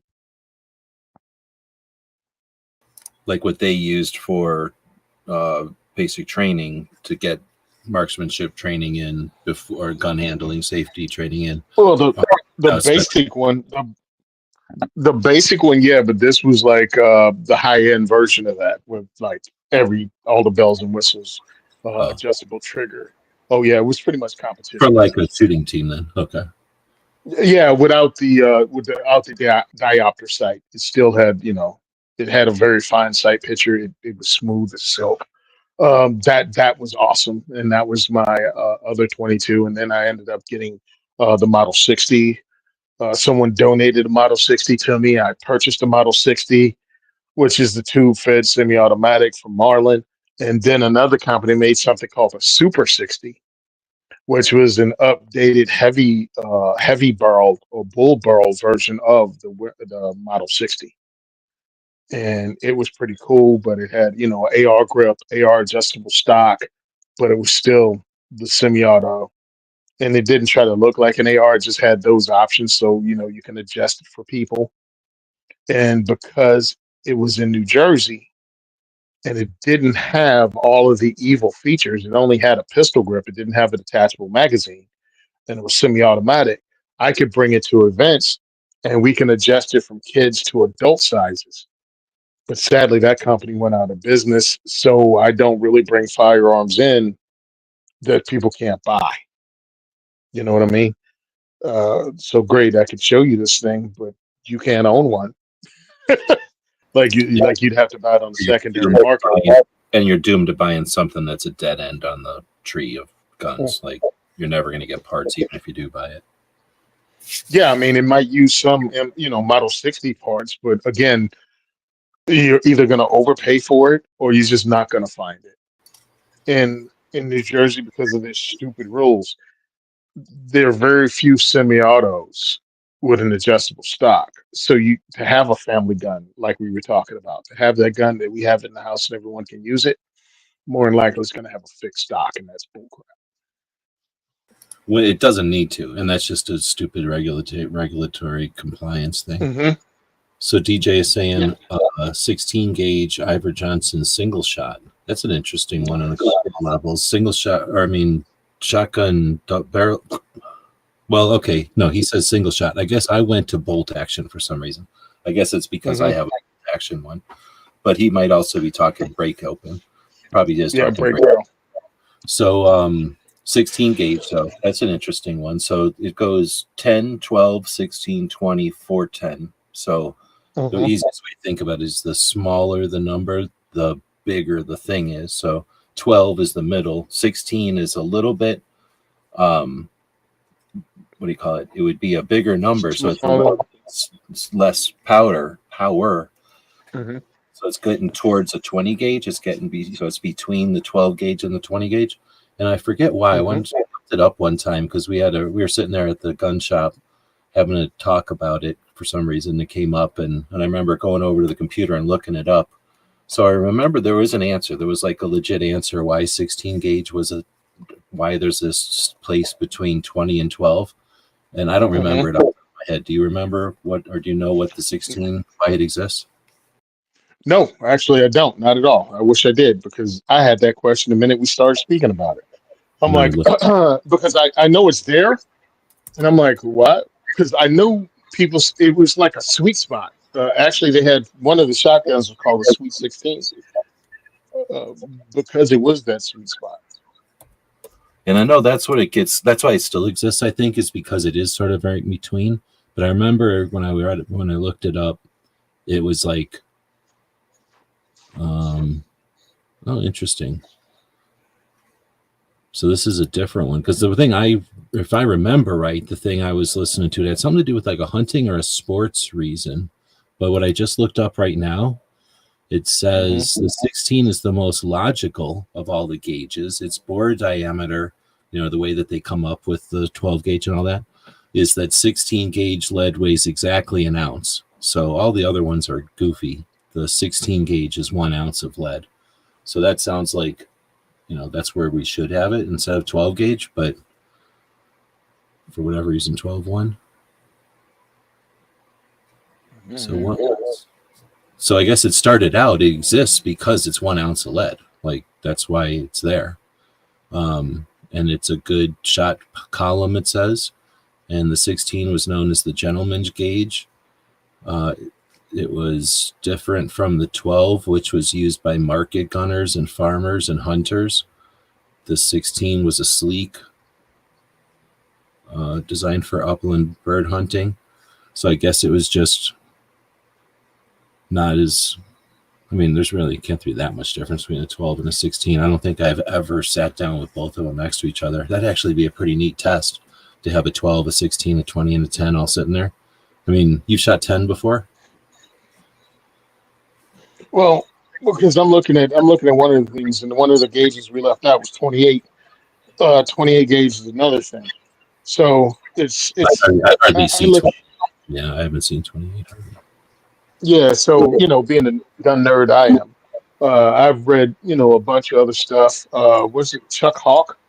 Was another guy that does a lot of writing, and I'd fall down the rabbit hole, and I usually end up on his website, and I'm reading stuff about 28 gauge, 16 gauge, even 410s. When we talk about 410s, I still remember.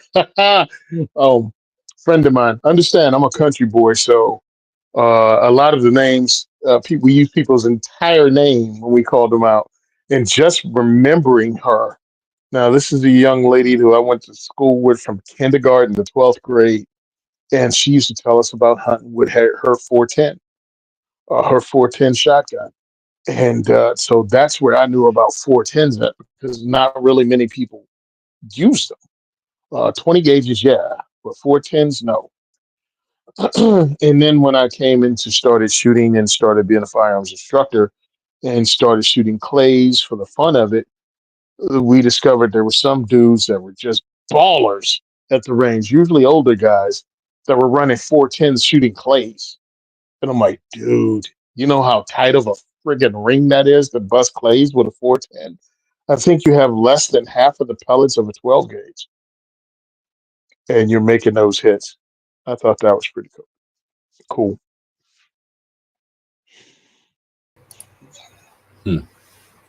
So as you're talking, I'm trying to listen and read at the same time, and I'm going to go back and see if anybody's actually commenting on this in real time. Woods is saying most 16 here are bolt actions. I think 16 is more for deer. Maybe guns with smooth bore. Well, that's interesting. I never thought about it because my 16 is a bolt action. G23 is saying 16 gauge to screw with the British who came over for tournaments. Oh, that's actually makes sense with what I'm reading here. So according to what I was reading here as you were talking, so I probably missed half of both, trying to double do it.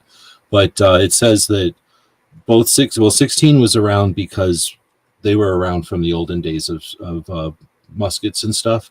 So 12 came out and was more popular right away, and 16 was never as popular as 12 because 12 was, I mean, they came out with shotguns essentially whenever they came out with open bore, what would you call it? Open breech rifles instead of muskets. So obviously whoever came out with the first rifle cartridge said, oh, wait a minute, you could also cram a wad in here and make it a shotgun cartridge, right? So it's at least, not the same guy, but, at the same time, somebody figured out that. So it's probably pretty simultaneously.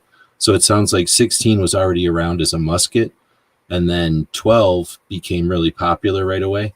But then it says because of sports and because of hunting and stuff, but it says mostly because of in 1926 when they invented skeet, they said you're going to shoot skeet with these 4 gauges, 12, 20, 28, and 410. So they basically told 16 to go F off. And it kind of decreased in popularity ever since.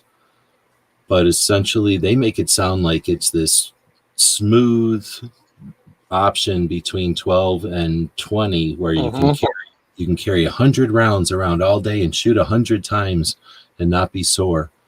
And I'm like, there can't be that much difference between 12 and 20. I mean, I can do the same thing with 12 and not be sore. So I don't know what they're talking about. And I would be sore with 20, or at least I'd be as sore with 20, I think, as I would be with 12.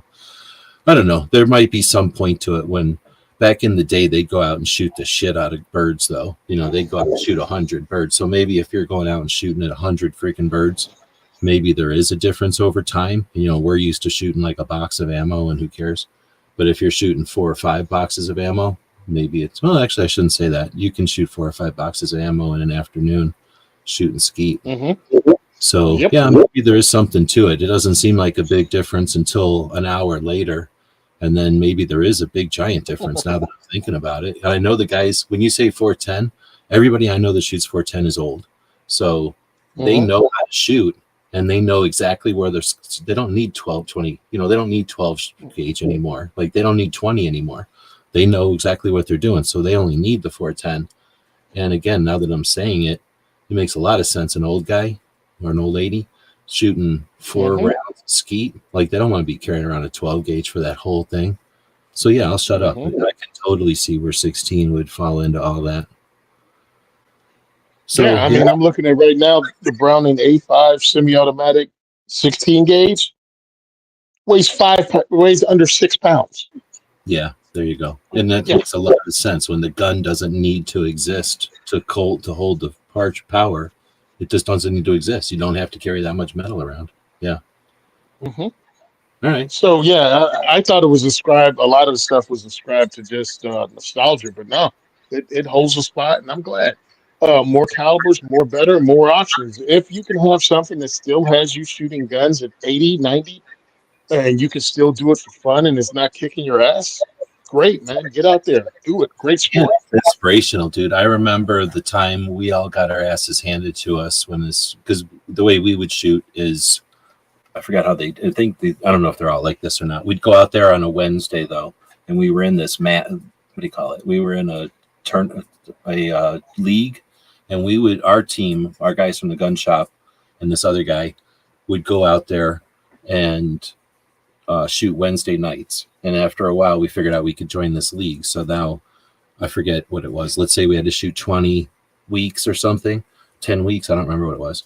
You'd shoot some amount of weeks and then your score would go into the pile. And I don't think everybody had to show up on the same night. So, we would get the score later on in the week. And people would show up according to when they could show up. So it wasn't like we all had to be there on the same night. So it was all at our own pace. And we just, on our honor, would write the scores and everything. So it was really casual. Like it was really chill. It was a lot of fun. And if we showed up late or early, it didn't matter because it wasn't like we had to be there, with everyone else. And there was other people doing the same thing with their leagues that they were in. So anyway, it was a lot of fun. And so we would show up with 3 people, which is an odd number. So they would shoot 4 or 5 people at a time, right? So there was always somebody else shooting with us. And this old guy showed up one week, and he has a 410, and we all think we're the shit because we're young and we're all carrying around our 12 gauges. And we thought we were cool because we were all shooting with, like, you know, something tactical-ish or, you know, hunting-ish, but not sporting guns. We were thinking we were cool because we're shooting with practical guns, not competition guns, I guess. And everybody else was like, fuck you, rogue sons of bitches, with your non-competition guns. Like, your guns don't have 98-inch barrels, you assholes. Like, they hated us. Like, they did not like us. We thought we were so cool. So, like, we were having our own, like, you know, we thought we were rebels or whatever, shooting. And we thought we were also training because we're shooting with our guns that we either hunted with or, you know, I never had a tactical shotgun. But I brought my hunting gun. If I want to shoot, I only have one gun. So, you know, my one shotgun. So if I can do skeet with my shotgun, I'm comfortably going to shoot doves. I mean, I can do whatever, but whatever. But anyhow, we thought we were the shit. And I never thought I was so good, but I was competent. Like, I was happy with myself. This old guy shows up with a 410, and he might have missed 1 or 2 in the whole night. And I was just like, all right, I should shut up. There's, you know, when you're with someone who can just do that, you just need to understand your level of your lack, right? Like, your lack of preparation, training, like practice, whatever it is, skill set. Like, there's people that just know what they're doing. So that's why I like 410. I've always thought it was neat ever since then. I mean, I never hated it. Ever since then, I'm like, okay. In other words, a surgeon isn't going to blame any tool. A surgeon's going to take whatever rusty knife and perform the operation. Well, that's the difference between experience and not having it, or, you know, on your ladder up, and it's everything. You know, you think, oh man, I got a tactical shotgun, and so you're going to do this, and then as you get better, you can simplify the tool because you're good, so you don't need all this stuff. And yeah, the Sweet 16 is actually the Browning. That was the name of theirs. Was the Sweet 16. They're naming it after the Sweet 16, like, birthday or whatever was older, right? Like, yeah, the Browning A5 Sweet 16 semi-automatic shotgun. On Cabela's, they're about $1,700. But I read about them, you know, because, again, falling down a rabbit hole of shotguns, and that was one of the sweet spots. And people talked about how great it was. But again, you have to find that 16 gauge ammo. Me personally, I just like firearms, and I'm glad that people are able to shoot them, and they can find a sweet spot if you're recoil sensitive, if you're small statute, if you just want to shoot something different. All of that's available for you.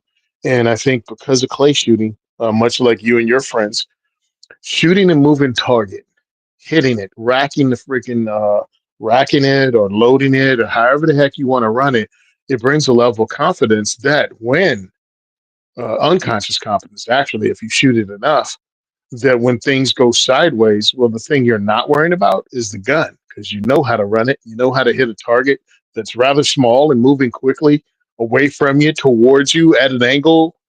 You can pop that puppy because you understand how to run a gun. So now you only have to deal with a situation that's dangerous. Get out of my house. I've called the police. Don't come in here. I've got a gun. I wouldn't do that, but other people might. And then you have the ability to defend yourself more effectively and with more confidence. Well, that's one of the things that I've always been a champion of talking about whenever I can, like I'm going to do right now, and then been frustrated that other people don't have this chance. But, like, I grew up, we had guns for sure, but the guns were, you can clean them whenever we wanted. Like, I'd clean a gun whenever I wanted, or clean anybody's guns whenever I wanted, which I did all the time because I just like doing it, learning about them and all that. And then I don't know what, there must have been a movie somewhere where I seen somebody take a gun apart and put it back together real fast or something, because I kept doing it all the time. I thought that was the coolest thing, to, like, take a gun apart and put it back together real fast. But anyway, it is cool. And then you can, but then we had BB guns, and I pretty much had BB guns with us all the time. Like, who cares about CCW? I probably got more comfortable with CCW carrying around BB guns when I was a kid, because every waking hour, I'm not going to say we didn't bring BB guns to school, but we didn't bring BB guns to school very often, right? But I'm sure we did at some point. But for the most part, we would have gotten in trouble, so we didn't. But every waking hour, we had a BB gun around for just because we thought it was cool, and we might have a BB gun war or need a reason to shoot a BB gun, right? So just that familiarity, and not that you carrying a gun around by itself is anything other than like learning the uncomfortableness of it and getting used to it or accustomed to it, I guess. But the idea that, if I'm hanging out of a tree fort trying to shoot upside down at somebody, the thing's not going to feed right, so I can't do that next time. I have to hold the gun in relation to the ground because that BB gun needs gravity to work, or the spring can't work if you're shooting down. Like, it has to be shooting up or at some up angle, like each gun has little problems. And just getting used to that, or figuring out like, I can't cock this one because it has that lever or whatever, and I'm stuck in a tree and there's this branch getting in my way, so I'm not going to shoot this gun in the tree anymore, like, because it takes too much room. Like, just all that kind of like technicalities, I guess, is that the right word? Like, just getting accustomed to it or whatever. Like, all that stuff that we did as kids, just figuring out our BB guns, even if it was slingshots or bows and arrow, whatever it is you were playing with as a kid. When you get to carrying, like, I don't care. I'm carrying, like, I've encountered every problem I could ever encounter, either out on the range or playing around in the desert or hunting, that, I'm not even concerned about that in real life. Like, if I'm in a bathroom and something gets caught up in my gun, I'm going to react to it and move on to the, I don't even care, where I'm assuming that somebody who's brand new either isn't even thinking about that or is super concerned about that. And it's like frustrating, because it's like you can't go back and give somebody that experience. The same way if somebody grew up with instruments and they're like, well, just pick up a guitar and play it or whatever, like learn the new blah, blah, blah. Like, where for me, I'd pick up a guitar and I'm all awkward because I'm not used to them. I barely ever picked up a couple of them in my life, right? So I think it's that kind of, I don't know if it's, I guess it's experience that the I'm assuming a great majority of the gun owners just never got. And it's just, because they didn't just have that chance to grow up playing with BB guns or whatever as kids. But maybe they do as airsoft. Maybe I'm, just because we have BB guns, I'm sure it's the same exact situation with airsoft or Nerf guns or something.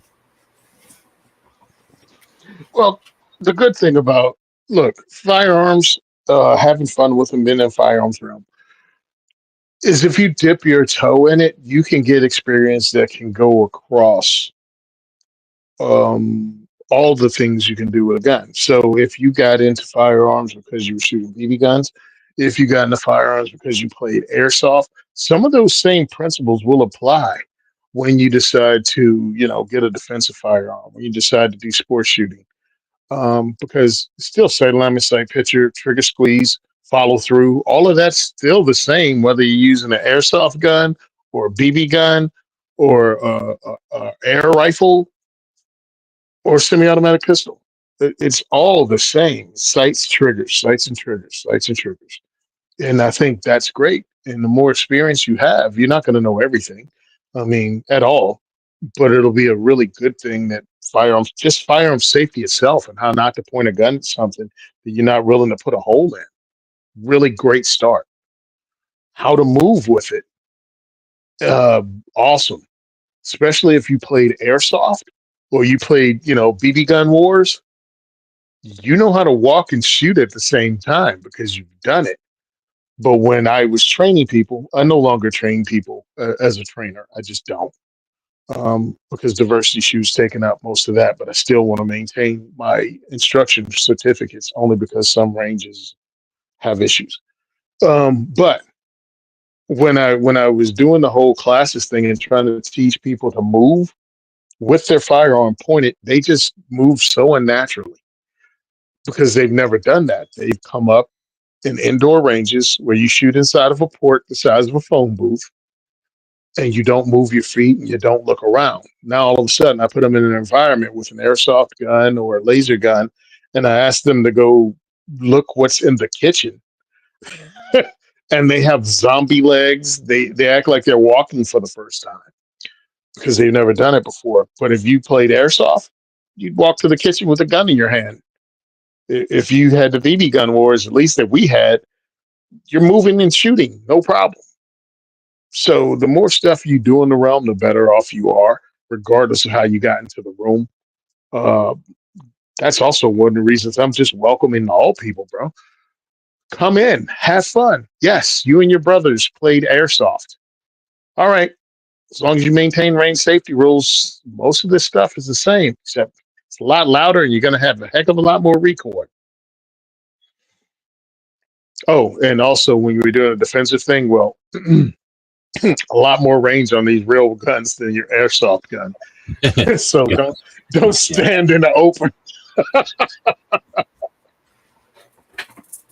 Let's see. So Wood says first gun H&R 20 gauge break, 20 gauge break open. So similar, different brand and different caliber. I know a lot of people that got break open 20 gauges as their first. Wait, hold on. Did I get? I definitely remember getting mine, and I don't know if that was a rite of passage. Doesn't sound like you had that same thing. Like sounds like you guys just had those as like family guns. Mainly because I was the only kid around, so maybe there was just not that opportunity. So I remember getting mine, but I think I also got mine because my other friends were getting theirs, and I was probably bitching and moaning about it, and they were like, "All right, well, fine, we'll get you a damn shotgun." But I'm pretty sure it was a 20 because you get a break open always, and they weren't going to give you a 20 or a 12, I mean, because that would knock you over as a little kid, and nobody needed a 12. Like they knew you'd shoot a 20 a few times and then shut up about wanting to shoot it because it kicks so bad. And that's pretty much what happened to all of us. But, so my cousin got a 20 gauge, 12 gauge. Excuse me.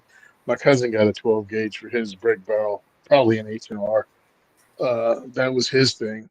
I was jealous. I was like, oh man, he's got his own shotgun. Meanwhile, I had a pump action in my bedroom closet that belonged to Dad. There was one of the self-defense guns for the house.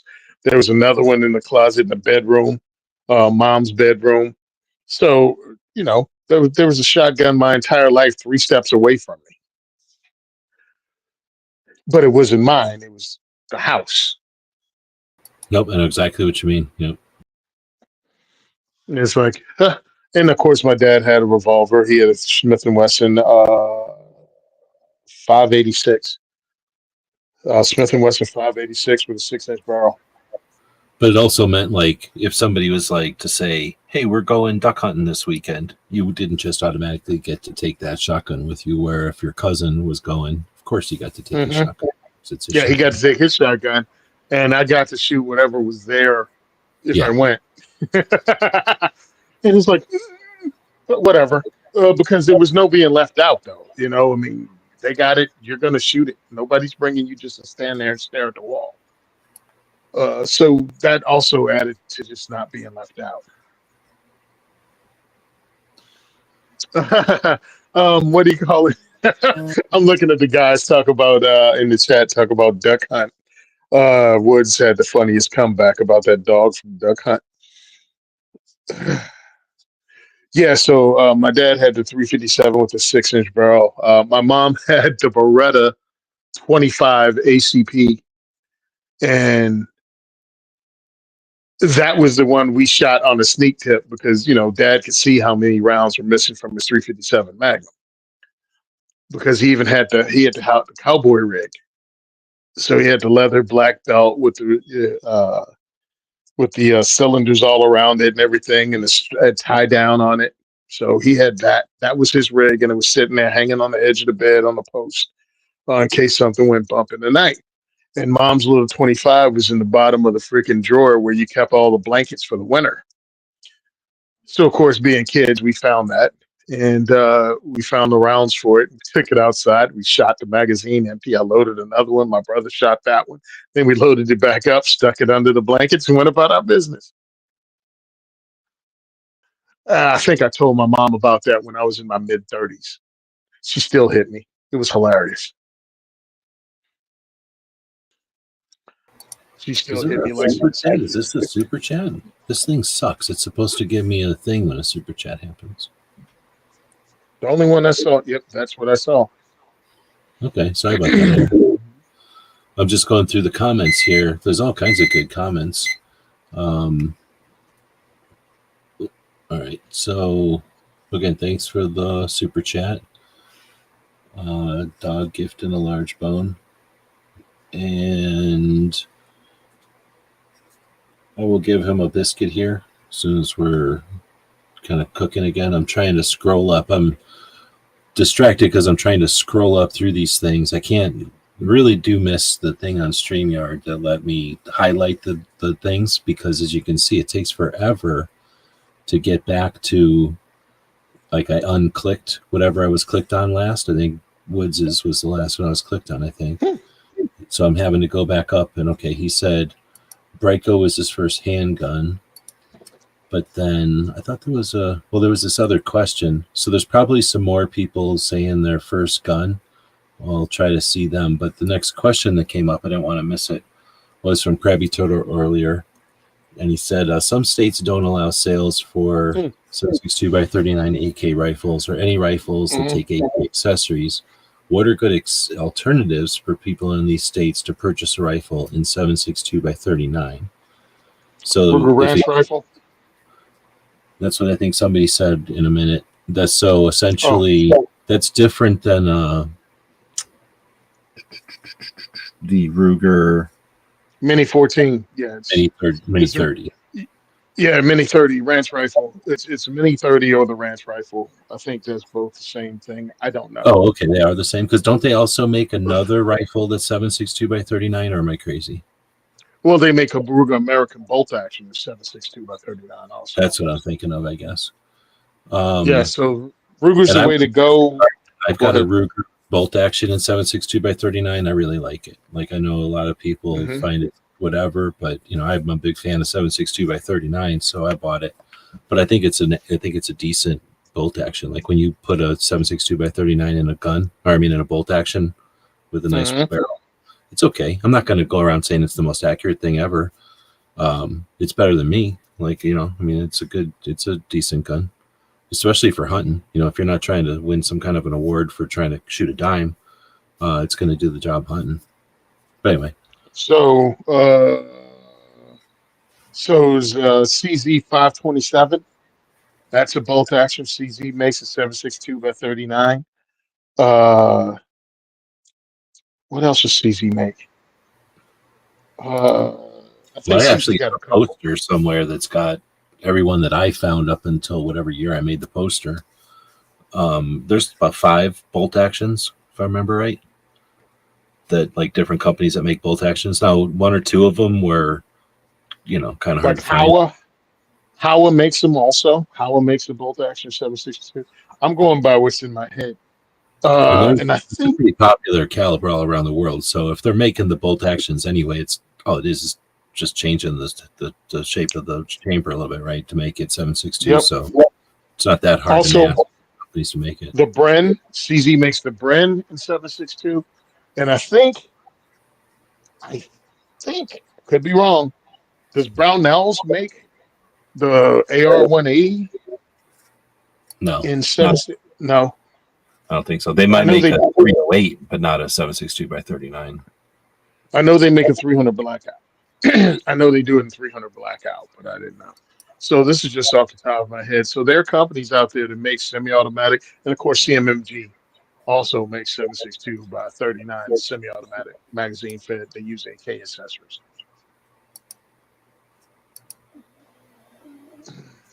One of my posters. If I got it up here, I got to figure out where I got it. One of my posters, I went through and found all the 7.62x39 guns I could find. Here it is. So PSA used to make the, is it PSA 47 or some crap? So there's the Ruger American. Norinco makes an M1A1, but we can't get that. Howa makes that M1500 that you're talking about. The M10X is, I don't know if that would fall under the parameters that they're going to, restrict you to. There's the Mark 47 Mutant from CMMG. Savage might have been one you're thinking of, makes a Savage Scout. Remington makes a model 799. CZ makes one. AIA makes an M10, which I've never heard of, so that might be one of those ones that, sure, it's made somewhere. There's the XCR, which I don't know if that's going to be available or not. And then you get into basically military stuff.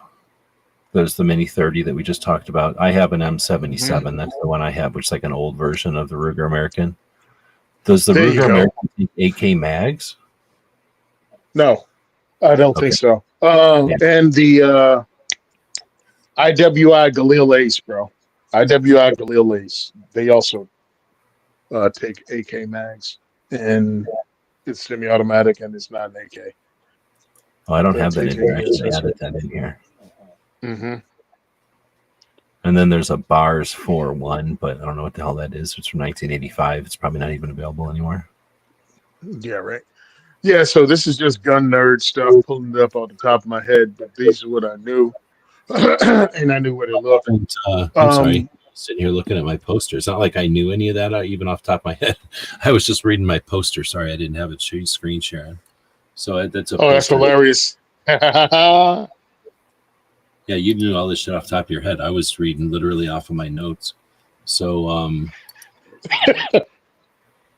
that's Yeah, Dracos and all that stuff. But again, it can't be an AK. So it's non-AK AKs. Now, do you remember the place was it in Florida that made the 308 and the 7.62x39 and a 5.56 pistol like this? You remember that company? That Yep. was in 15. I wish I would have got one. I really, really, really want one of those, but I never got one. Oh, dude. Actually, yeah, we talked about it on the show. I think one of the shows we did. And you got the Velmet over there on the left-hand side. Is that a Velmet? Let me try Right to below get- the PK?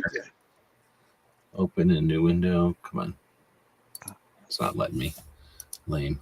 But yeah, anyway, over on the left, I went with chronologically. So, of course, they start with military stuff. The Valmet came up in 76, right after the RPK was invented. So, like I say, there's this thing called the Bars 1 from 1985. I don't know if that's even still around. But then you got your Mini 30 from back in the day. The M77 is the Ruger bolt action that I've got. Then it's all AK stuff again. And then you get to this Sega. AMA. I never heard of it. But then you got the CZ.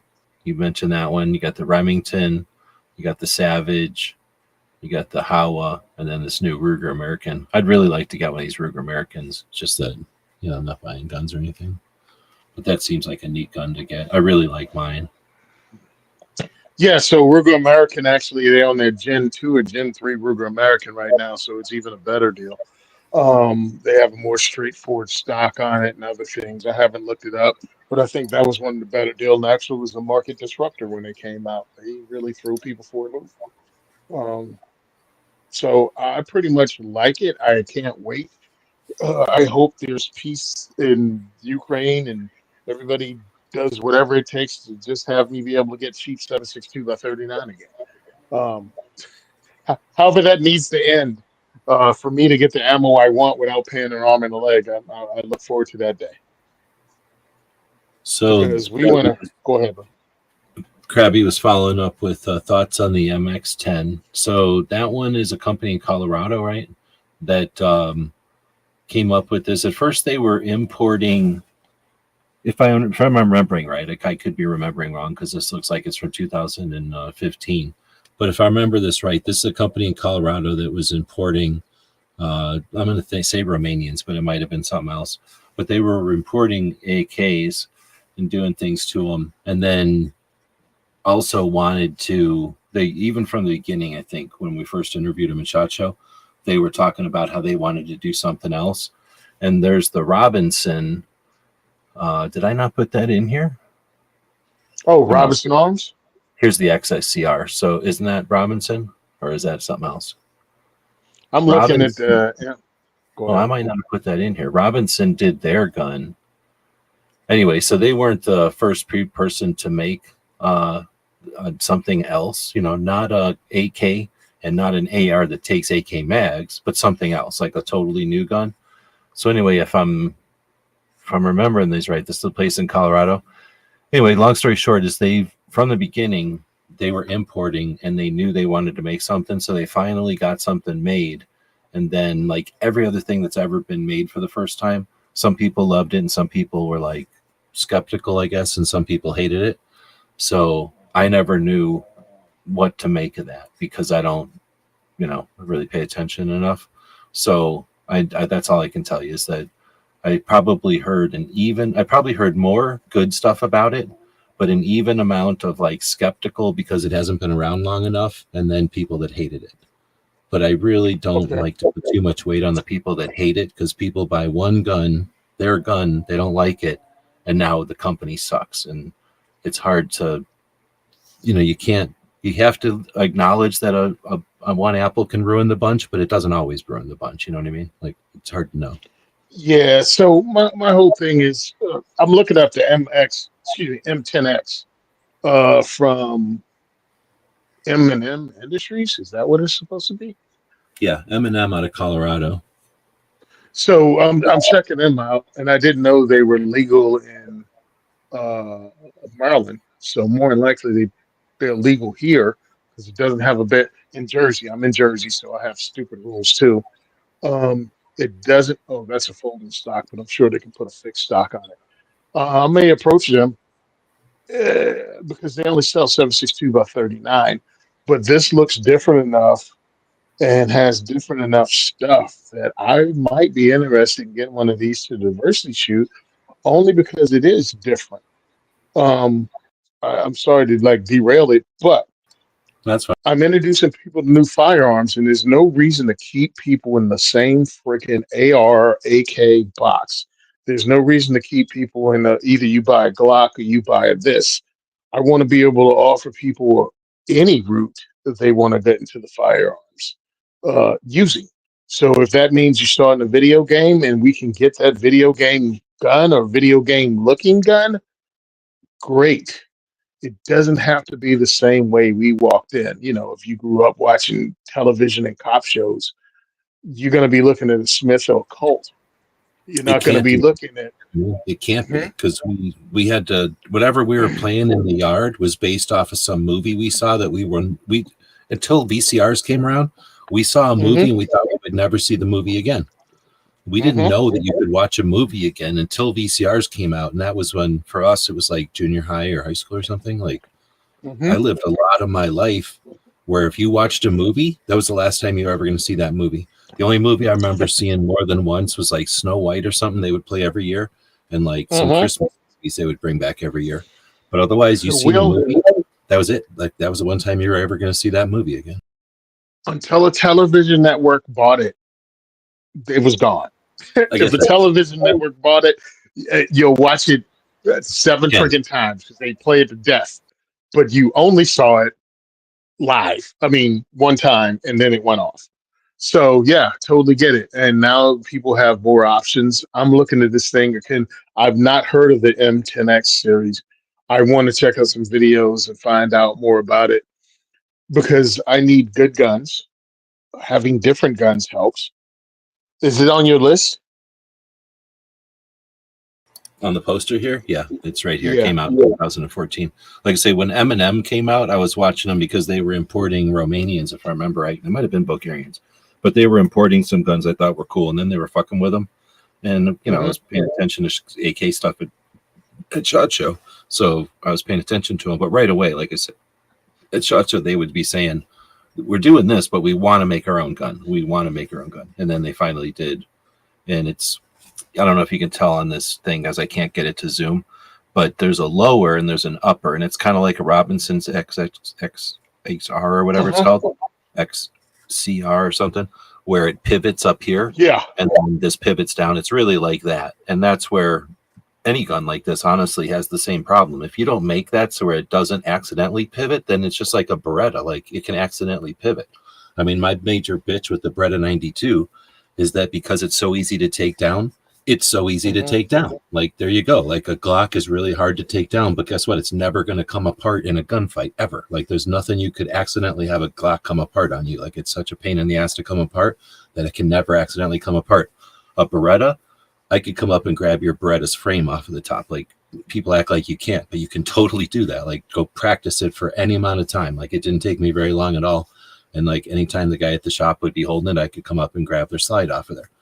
And it's just not hard to do once you figure it out. And you can do that with Desert Eagle too. So like, there's some designs that I just don't like. Like, if I'm a bad guy, I'm going to learn how to take the top off of a Beretta. Like, why not? Like, you just disable half the guns out, or not half the guns, but for a while there, half the guns out there. If a bad guy knew how to take that slide off of there. And I'm not saying it's going to happen, but it could have happened. And I don't know. Did it happen? Like, I don't know. But anyway, it's here or there. That's Well, the me only personally, part about it, is that it might open while you're shooting it, I guess, is got on a tangent there. But I'm real damn interested now. Hey, thanks for pointing this thing out. I didn't even know it existed. Here's what I'm probably, crabby is, if I get to SHOT Show, I'm assuming I'm going to SHOT Show, and assuming they're there, I'll be sure to double check and talk with them and make sure that it's, if they're paying attention to Maryland, and if they need to send a free one to Maryland to get the Maryland point of view, I know somebody they can send it to. yeah, right. Because me personally, again, wanting to introduce people to new stuff, and it's really funny because when people come to a diversity shoot, because of where we're at, this might be the only place they're comfortable saying they're interested in firearms. I don't think people understand that. So the conversation that we're having when they're talking to me may be the only person at this time they know they can talk to about guns. You know what I mean? Mhm. Like they heard about me through podcasts. You know, they sat at home with their headphones on and they listened to gun podcasts, and they heard of Tony Simon having diversity shoot in Jersey, so they drove here. Because I've had people come from New York State, Pennsylvania, and Maryland, you know, as far away as that, to attend the diversity shoot. So now they're here. It's super squirrel stuff. I can't take their picture. And yes, we have multiple people that come, and you're not going to see their picture, or you're not going to see their face. We make sure of it, and we ask that question before we start diversity shoot because it could cost them their job. So we do that. So they're here and they're touching stuff. And sometimes, like this Eminem, if your gun guy at work who only knows one gun or two guns, by the way, and he only reads, you know, NRA magazine, so he doesn't know a lot of different firearms. He's going to poo-poo something because he's never heard of it, but he wants to sound like an expert. So he goes, "I've never heard of an M10X, so it must not be good." But this guy comes to the diversity shoot, and all of a sudden he shoots this M&M Industries thing, and it's easy to put optics on it, unlike a regular AK. You know what I mean? It's easy to get something with your stock. Depends on where the heck he's from. He can get an AR stock or something and put on it. All of a sudden, this gun is for him. He wouldn't have bumped into it at his local range. He wouldn't have bumped into it any other way but actually to see it at a diversity shoot. So I think it's pretty cool. And again, thank you for introducing me to the dang thing. So yeah, I think I'll be looking for him at SHOT too. I just have to write it down to make sure I don't forget. They've always been downstairs. Basement? Yeah, but you know, if you go down into the basement, let's say the first floor, Mhm. really, and then you go all the way to the, like, if you go to, you know how it's like it's divided with that big middle row. It's not really in the middle, but that big, what we're going to call the middle row, that double row. So if you go to the left of that, do you ever go on that ramp between upstairs and downstairs? Like if you go out the back corner of downstairs, you come in on the smoking area upstairs. Like there's a ramp that goes outside and comes back up. Yep. Yeah, Okay, the back so- row. Yeah. Yeah. So if you go from the middle to that ramp, they're usually right in the middle on the, almost on that back wall, but in one of the rows. But like, you know, you could, if you walked that back aisle, you'd probably see them because they're, you know how also over there is sometimes Bond Arms, like they're almost always back there. Bond Arms has moved a little bit, but them and Bond Arms were always in like the same area back there. Standard Arms is also back there. So anyway, they're in that section of downstairs. At least they have been. And anyway, all you can stuff because for me, again, it allows me to have something different. Because I love people that, I don't want anything different. I want no. I definitely want something that's easier I have no idea how much they weigh, anything. I'm just looking at their page right now. And I'm like, this is interesting enough. It's close enough to AK, but it's easier to put optics on. It's easier to put everything on. And I just need to get a, what do you call those people? A sponsor so I can get 762. Barnell's carries it, so I might be able to talk to them because they're the same company as High Point, and they import it in. Those posters are supposed to be print on demand. I guess I don't know how to work my store. I don't know how they can be sold out when they're print on demand. Sorry about that. Or no, wait, maybe these were ones that I was getting made by Alan Anchor, and I only had a couple. Sorry about that. Next time I send you something, I can send you a little. I printed some small versions to hand out at SHOT Show, but yeah, I posted a link to the poster. Sorry, I'm narrow casting, but I just posted a link to the poster we were looking at, and I forgot that. I thought it was on a print on demand place. It might not be. Anyway, sorry, I put a bad link out there.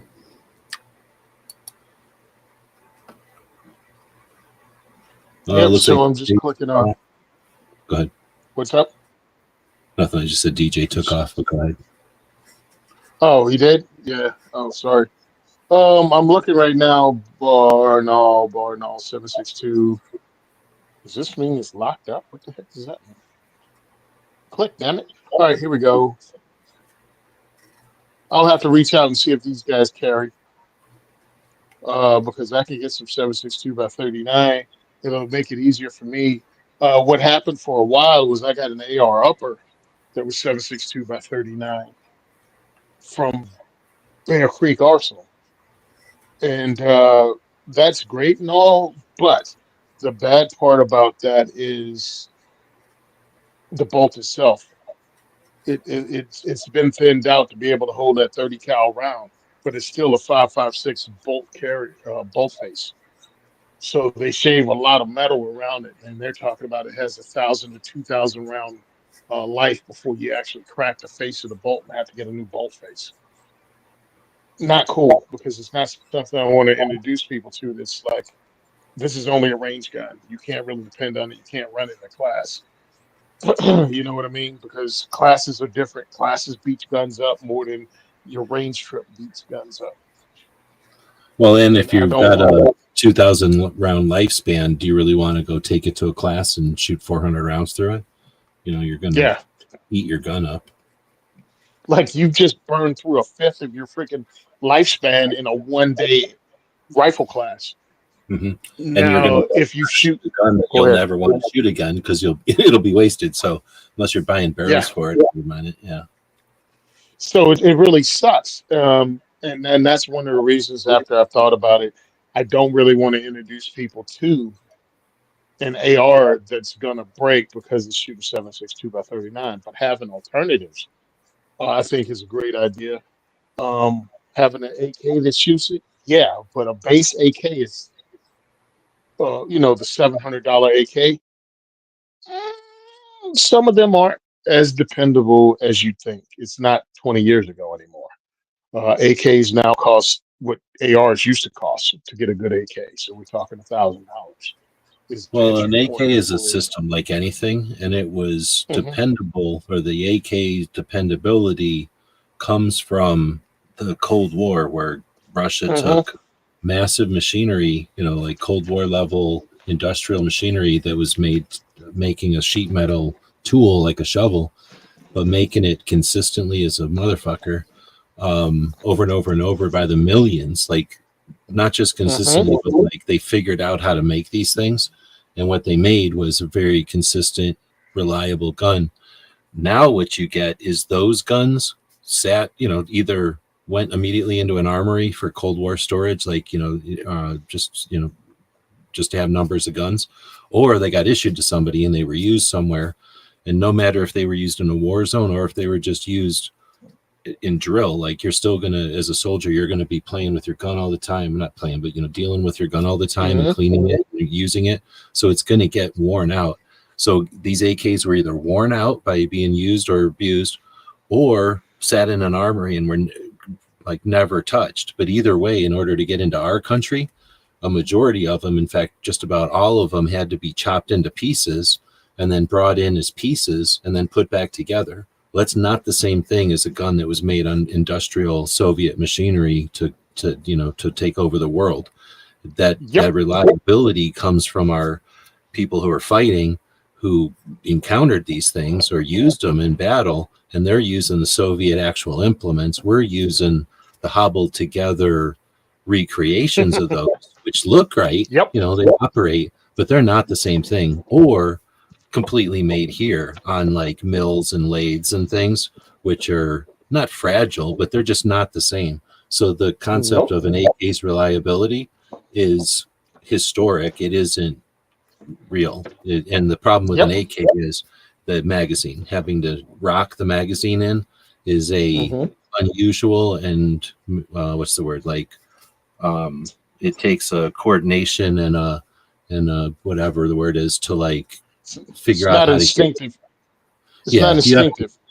And really take some practice. Like it's just a completely foreign thing to us. And it's also just annoying. Like unless you're really into it, it's a super old. It's from 1940s. What the hell were they thinking in 1940s? And I didn't care. Things were a different world back then.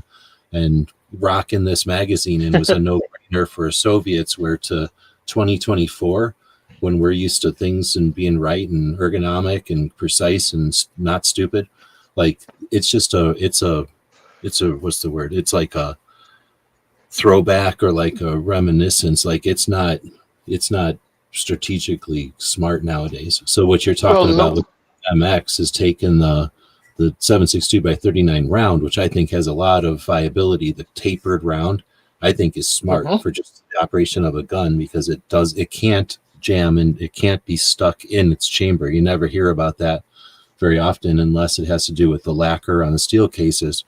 What you hear about is or with brass or with without lacquer, it's just the cone isn't going to stick as the same as a cylinder, so it's just a better round, I think. But the manual of arms and I keep thinking of the ergonomics. That's the word I'm thinking of. Like the ergonomics of AK are just horrible. They're back in the era when people would wear wool and steel. Like everything was made out of either wool or steel. Nylon didn't exist yet. Like it was just a different world back then. People were different.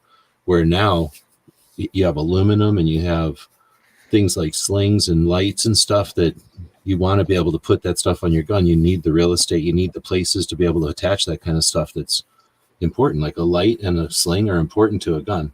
Whether or not you're going to put all that other stuff on there, it all has its uses, but a light and a sling should be on every gun that you're fighting with. So anyway, so for those reasons, having ergonomics of an AR, which we're kind of used to. I don't know if you have to go as far as the manual of arms, but just the way that you hold it up to your shoulder and the way that you deal with it, having the rail up on the front, I'm not saying a no-brainer, but it's certainly easier to deal with than all the dumbness of an AK. The AK up front is like plumbing, it's like, it's neat. It's like art to me. I think it's super neat. It's like history. It's like looking at a muscle car or something, it's like, it's sexy because it's got like shapes and angles and stuff. But in reality, like you want rails up there. That's all you want up there so that you can put whatever modular shit exactly where you want it and be able to move it if you need to, and have nothing else that what you need. So rails really are some of the perfect front ends of a rifle, where the AK doesn't give you anywhere to put rails. Like it gives you some tiny little rails where you least want them, where like everything else is where it's just pipes is where you want your stuff on rails. So anyway, I could see where this modern MX10 or whatever is a way better option for somebody in 2024. 100%, because I dig it. It's just funny to me because people want to argue with me. And I'm like, bro, everything doesn't have to be an AR, and everything doesn't have to be an AK. But understand, when you're dealing with AK-47s, you're dealing with something that was designed during the Second World War. And it's not designed to be modular. The AR wasn't designed to be modular, really, but because of the way it was designed, it can be modular. You can still have a lower receiver from 1962 on your AR-15 And the dang thing can look like it was issued yesterday by replacing everything from just everything about it can be replaced on that AR from 1965 and be ran today in a freaking tactical rifle class. You're not doing that with an AK that was built as a standard AK. And then when you start strapping this M-lock onto it and other stuff, you're still going to have reduced space. Still not going to have anywhere you can really put an optic that's not kind of kludged together. Even if you put that, freaking dang, I can't even think about it. The Picatinny rail that goes over top of the receiver. It's out of a place in Texas. I forgot the name of it. At least originally was. But you're going to have a heavy gun. Something that's heavier, and then what if you got to take your gun apart for some reason, which you have to do on an AK once in a while. So yeah, that's just it solves one problem by creating a whole nother problem. And it's so now you have a 12 problem, but by creating another problem. Yeah, now you have a 12-pound AK, by the way. Let's not forget that's what you're going to end up with. And so it's just a little bit different when you grab an AK, at least when you're used to, when you're dealing with one, you got it around, like go camping or hunting with an AK sometime you'll figure it out real quick. Like just watch Red Dawn, you'll figure out how you grab an AK is different than how you grab some other guns.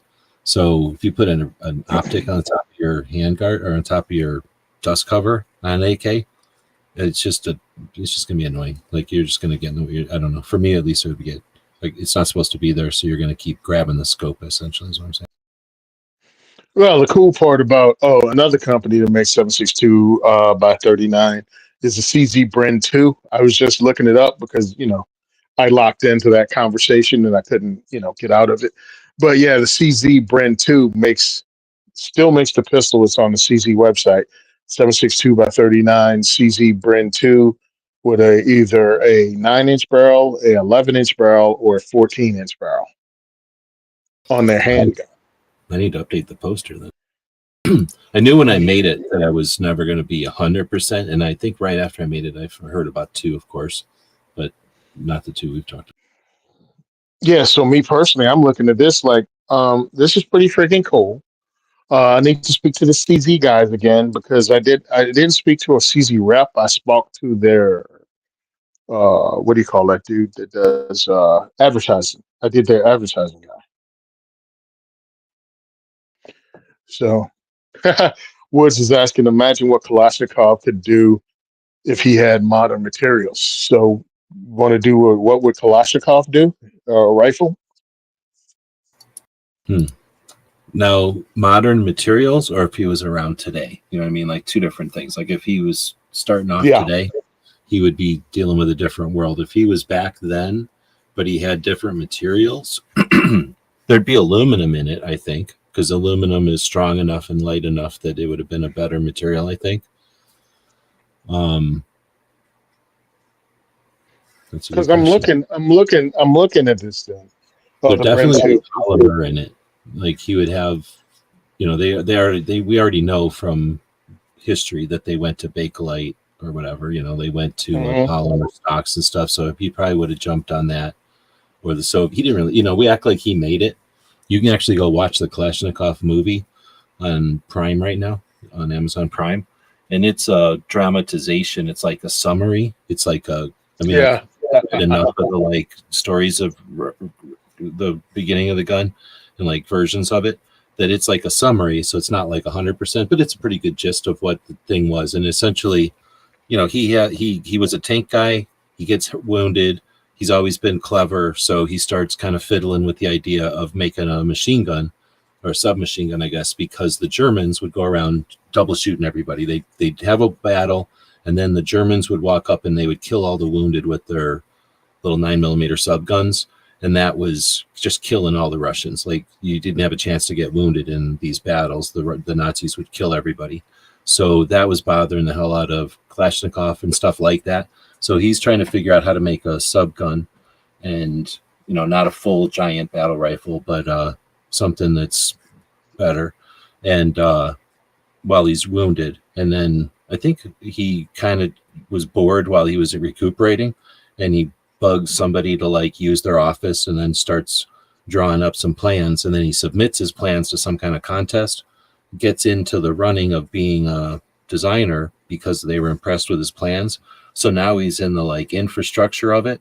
And the Russian infrastructure is these clever people get like a group of people to work with them to facilitate their clever ideas. And then they have a group of these people. One of them's like a group of them were working on pistols, a group of them were working on subguns, a group of them were working on other things.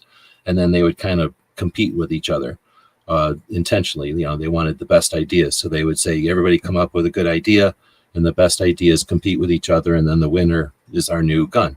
So it was the movie is the story of all that, but that's like the gist of it. Like that's how the Russians did their small arms development. So it's not like he was the guy who invented the gun, like Browning, who was like a guy who invented the gun. This was more like he was in charge of the committee that did it, and it was his idea and stuff. But it had to always be, you know, with input from like the committee and overall, like this has to be a gun for production to win the battle of the world.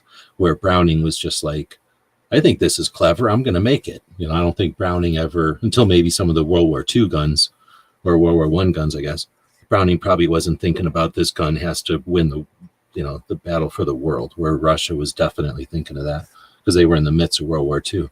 So anyway, it's a neat movie to watch, but that development is, what's the word, like interesting, because it was always a committee, like, and he definitely didn't get, there's a lot of drama in it. He didn't get his way on a lot of things.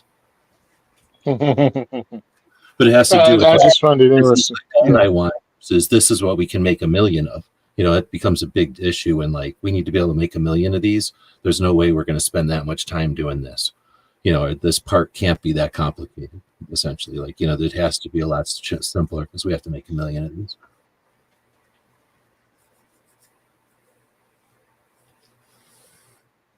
Oh, I'll get with you. I was just saying about that Kalashnikov book. I just got that on eBay for almost nothing, so I'll email you or whatever, but you can have it for what I got it for.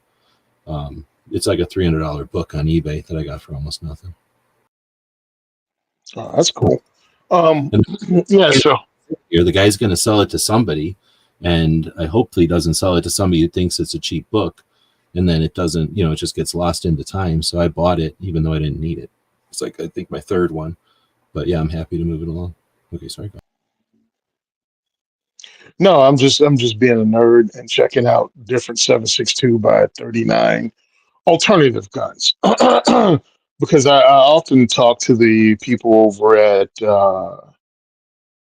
IWI, and I'm like, yo, dude, you need to come to the diversity shoots. You need to bring some of your stuff to the diversity shoot, because I believe IWI is another one of those companies that you don't think about when you're talking about ARs, shotguns, semi-automatic rifles, or even handguns. Like that does not pop to your, oh yeah, IWI, let's go see what they have. And I'm like, I think it would be good. Because they haven't done nothing. But if you would have said that 7 years ago, maybe, whenever the Tavor came out, like you couldn't go 5 minutes without somebody talking about a Tavor. Mm-hmm. And now there's like, what, a Tavor? Yeah, whatever. That's a bullpup. Bullpups aren't cool anymore. And it's funny because to me, in a state that does not allow short barrel rifles, bullpups are awesome.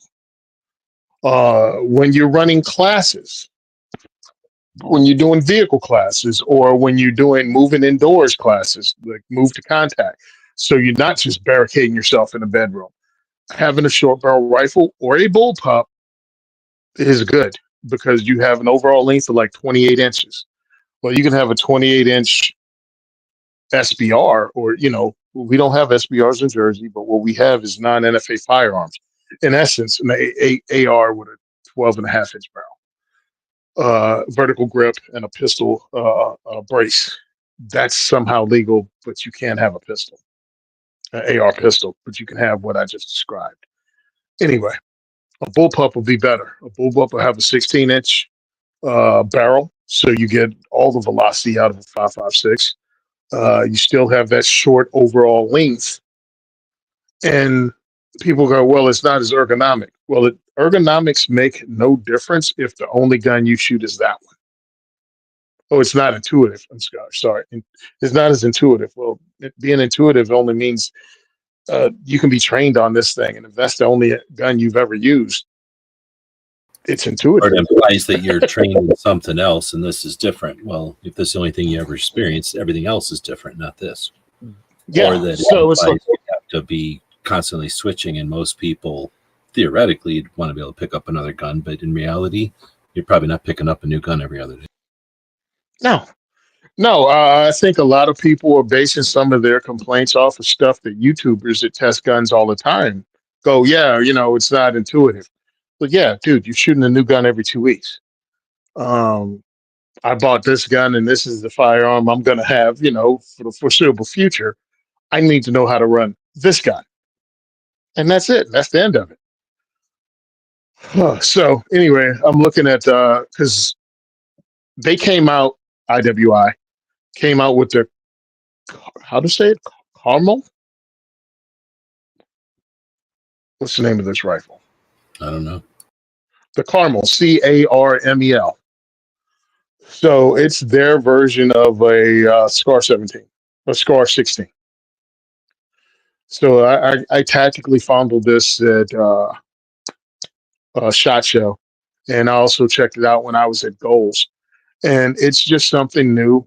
It's a semi-automatic short stroke gas piston rifle. Again, their version of the freaking Scar. And I hardly have seen anybody run it or even talk about it.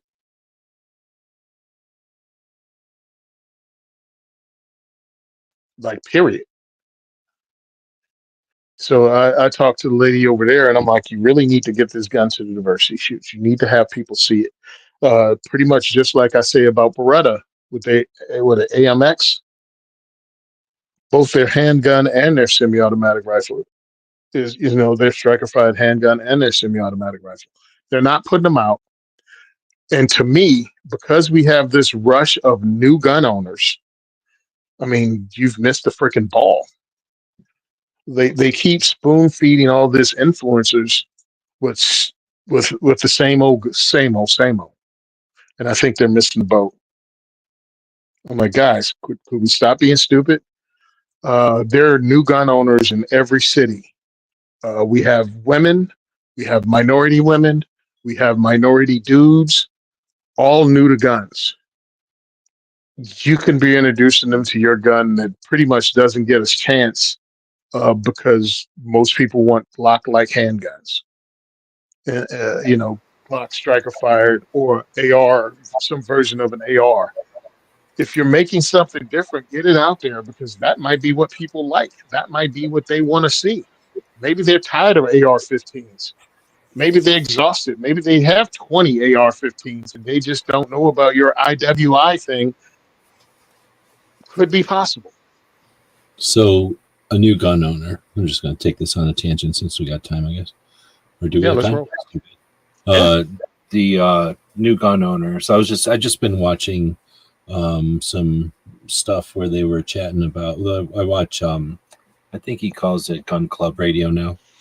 He used to be Armed Apples. So, or he might call it something else now, but he's been changing the name of his podcast. Anyway, I've been like thinking of his shows right now, but there's other shows like it that are new gun owners. And the thing is, but they're talking with new gun companies, right? Gun shops, or maybe manufacturer, or somebody making accessories, optics, whatever, right? But, somebody who's new to the scene, let's call it, like guns and the YouTube and all that, and doing their thing, and then interviewing people, and they don't have like some preconceived, this is what I grew up with, or this is what, I guess they do. I shouldn't say that. They don't have our preconceived. They don't have like whatever you'd want to call like the old traditional preconceived, like John Wayne movies versus, war movies versus competition shooting or hunting. Now they have like John Wick and video games, and who else knows what else stuff. So anyway, my question is, you've got new groups of shooters, whatever you want to segment them into, either just new shooters or adult gun purchasers, or people who bought for personal defense rather than hunting or some other reason. People that are in urban, rather than rural or whatever, like hunters and traditional gun owners, like the alternative, like non-lifetime gun owners and whatever, however you want to chop people up into the new gun owner. We don't need Ruger. Like Ruger exists, Glock exists, but look what people are buying. Like when somebody comes to the scene, depending on what scene they walk into and who they ask, they're going to be given answer. Like, I want to buy a new gun. That's the question they're going to ask. The answers are going to be from the standard, like buy something from a company that exists to buy this clone, let's say. Now the clone, what does it need? Like a much smaller company, right? Like the clone companies are much smaller. Some of the clones are from the big companies, but most of the clone, like this Glock Ruger we were just talking about, happens to be from a really big company, but lots of them are from really small companies. And I would consider, what's that one you're talking about, Staccato? I would still consider that small company. Like that might be an existing company, and it might be a fairly long time company in the scheme of things, and they make high-end item, but they're not big. Like it can't be very many employees. I would think Nighthawk is probably bigger than them, I'm assuming. But anyway, how long before we don't need the traditional gun industry anymore? All it takes is somebody makes a platform, somebody else makes accessories, somebody comes along and trains with that setup. So like you're talking about, this all started with bullpups, but what if, I don't know, I'm just going to say crossbows because it's a stupid different thing. But what if like the next big thing is crossbows, and instead of waiting for Ruger to come out with a crossbow, some place in Missouri comes up with a crossbow chassis. Some guy in Montana comes up with the perfect crossbow is a dumb thing. Let me say Derringers, some other new gun or some type of a new play on an old thing. But how long before, we just don't need the big manufacturers to be on board with what could be a pivot or a twist in trend, or, maybe in training or something, somebody comes up and says, I don't know, I'm trying to think of something that's realistic, because really optics, maybe. It's not like Ruger and Smith and Colt got together and said, you know what the industry needs? Optics. We need to sell more guns. We're going to start putting little plates on top so we can sell the same models over again. Let's start selling optics. On the other side, people started using optics, and then the companies reluctantly started building the guns to them.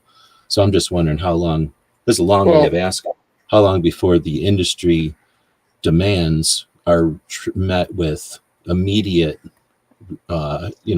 supply versus when the companies get around to it. And then we don't need the companies anymore, is what I'm getting at.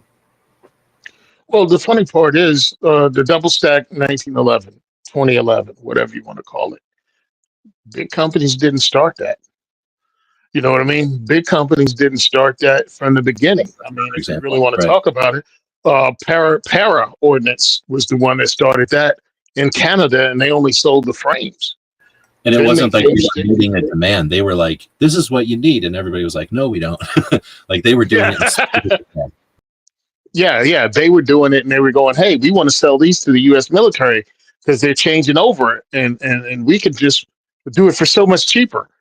All right. So, and then they came out with the entire gun, and it still didn't really catch on, but they were using it for competition, and some people put it out. And then Rock Island stepped up and did it. And then we had STI, which became Staccato, and then SVI, which was when STI broke up and split up. But that was all of those companies. Everything I named was a small company. They weren't the industry leaders. And now, who's making them? I mean, who's the biggest company making a double stack 2011? Still Staccato. Like Colt didn't do it. Kimber just released one. But Springfield Armory. Yeah, Springfield Armory put out the Prodigy. I think that may be the biggest company that did it. So yeah, the smaller companies have led. Smaller companies, bullpups, started out with the AUG or AUG or whatever you want to call it. I'm not playing those stupid games with people. The AUG came out. What else was it? The FAMAS that nobody really bought because that got killed by the freaking assault weapons ban. What else? What else was after that? I know the Tavor came out as a bullpup, and now Springfield Armory is bringing the Hellion in again. Small companies. So it's been going on a while, and people have liked it. Sometimes they hit, sometimes they miss. Look how many companies make a double stack 2011s now. Gerson, uh, SDS Supply with the T-Sauce. Um, almost everyone is making that double stack 1911 with a polymer grip. So, hey, it happens. Bull Armory. Yep. Yep. Now, I live in Jersey. So to me, all that width is wasted, because people still forget it's still a double stack. It's still a double stack, usually has a safety on both sides. And still you can say what you want, but about Glock 19 is the carry size that most people, as big as they want that carry gun to get. It's small enough to disappear in regular clothing, but big enough to get a full grip on it for almost everyone. When a thing, even with 9mm, I guess 9mm is the only caliber you can do it with, but when those things are double stack, large, well, wait, the 1911s, they're 9mm double stacks, or are they 45 double stacks? They're 9mm. Most of them are 9mm double stack. The only one I know now, only two companies I know doing the double stack 45 is Rock Island and Kimber. Because that would be, like 20 rounds of 1911? 20 rounds of 45? Probably like 15 or 18. Okay, 15. Still, 15 is half a box. That's heavy. 9mm, it's 20 rounds. I don't know what the double, or is it 30? What is the double stack 9 carry?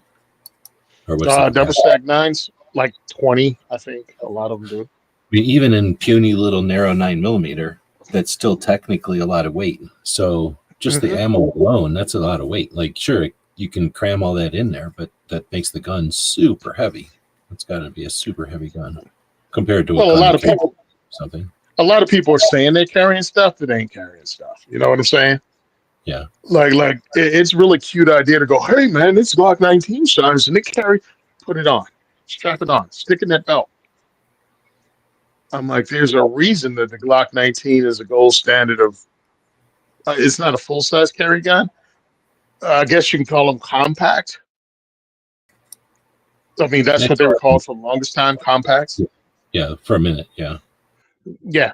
Until this new thing came with the SIG P365, Glock 19 was called compact.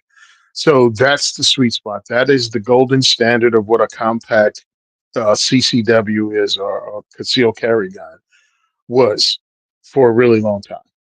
And once you get heavier than that, once you get wider than that, it starts to drop off in popularity. So having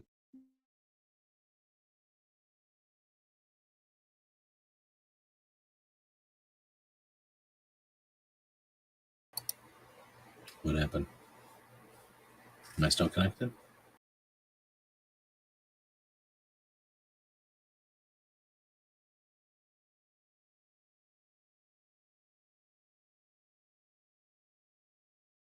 Is Tony still here? You guys hear me? I feel like I'm still connected.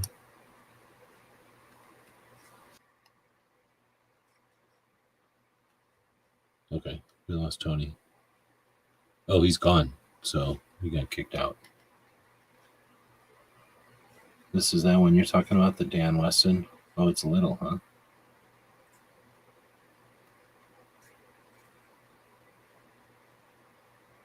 I didn't know Dan Wesson was still kicking. So, are these in Connecticut? Where's Dan Wesson?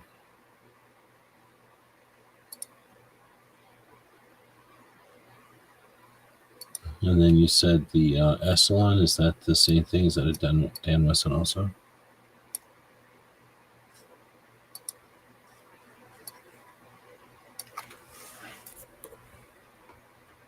Hopefully his phone didn't cook on him.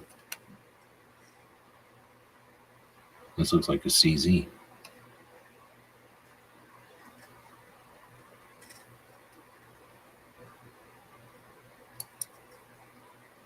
I have shot a gun like this, but it's been forever ago, so I don't remember if I liked it or not. I get it. A flat trigger and the big aluminum thing. I don't know if I want to carry it around though. Definitely don't want to carry this thing. Looks like a saw.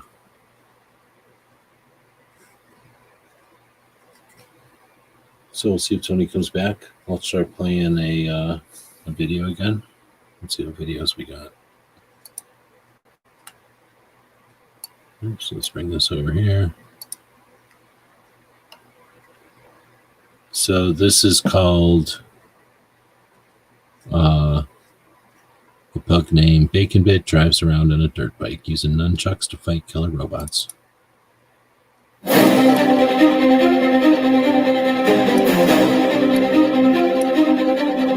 In days of old, when knights were bold, behold a pug so brave.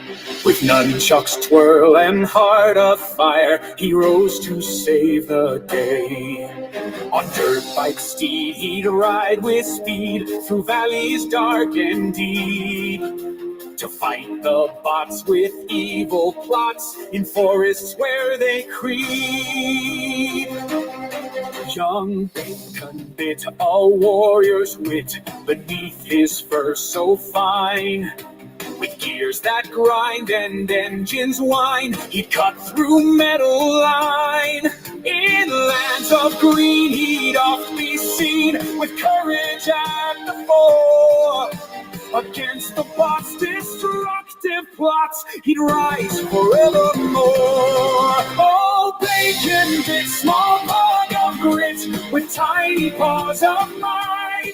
With growls and barks, he'd leave his marks and cast away the night. Through storm and hail, his paws would sail on two wheels ever fleet. For freedom's call, he'd give his all, his mission ne'er defeat. That's a Dungeons and Dragons version of the Bacon Bit So song. fierce, with every swing. I don't know if Tony's coming back, so I don't know if your phone kicked out or what. Well, we've been going for 2.5 hours. Another marathon session.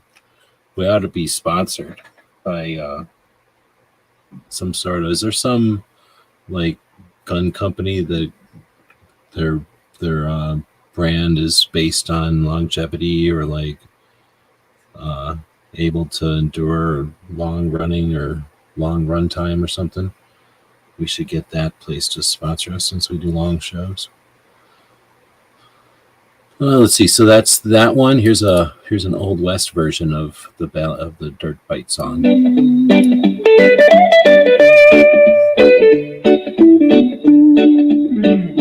Bacon Bit, the pug so small, with a bark that could do it all. Driving around on a dirt bike quick, with nunchucks. I don't see you in the green room. You're in a different room, dude. Or let me refresh. I'll be right back.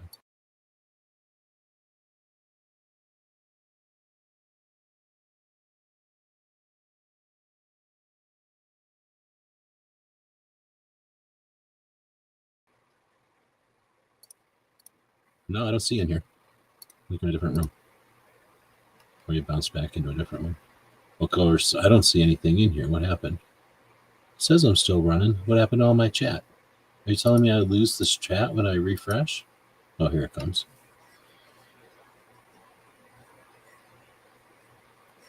Tony says he's in the green room.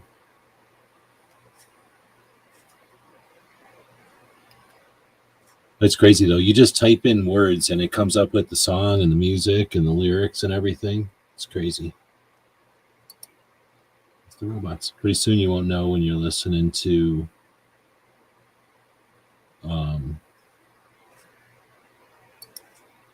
yeah, I'm not missing anything. I don't see Tony in here. Pretty soon you won't know if you're listening to real music or robot music. Here's this one.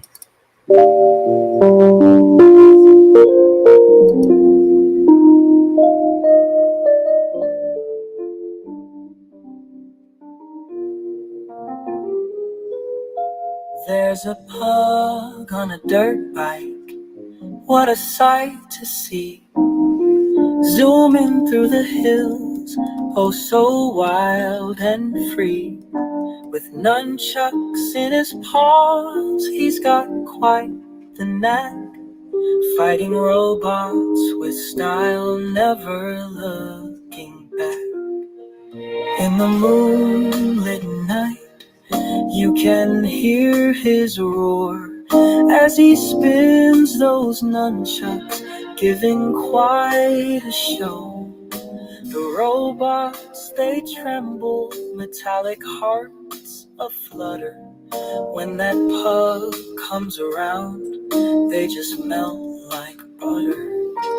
Oh, the pug on the dirt bike, a legend he's become.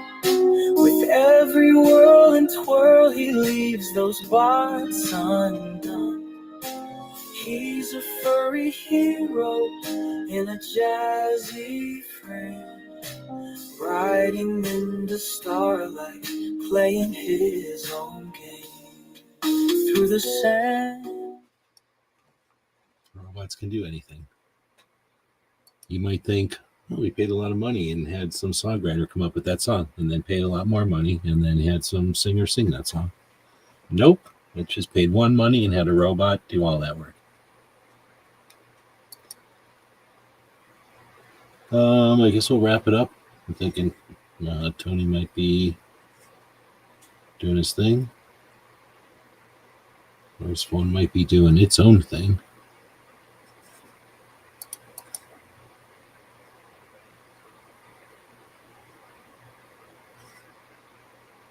It says we have more gun dealers than McDonald's.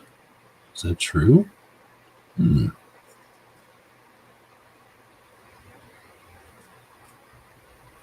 I guess there's a top 10 posts of 2024 going around on the Instagram.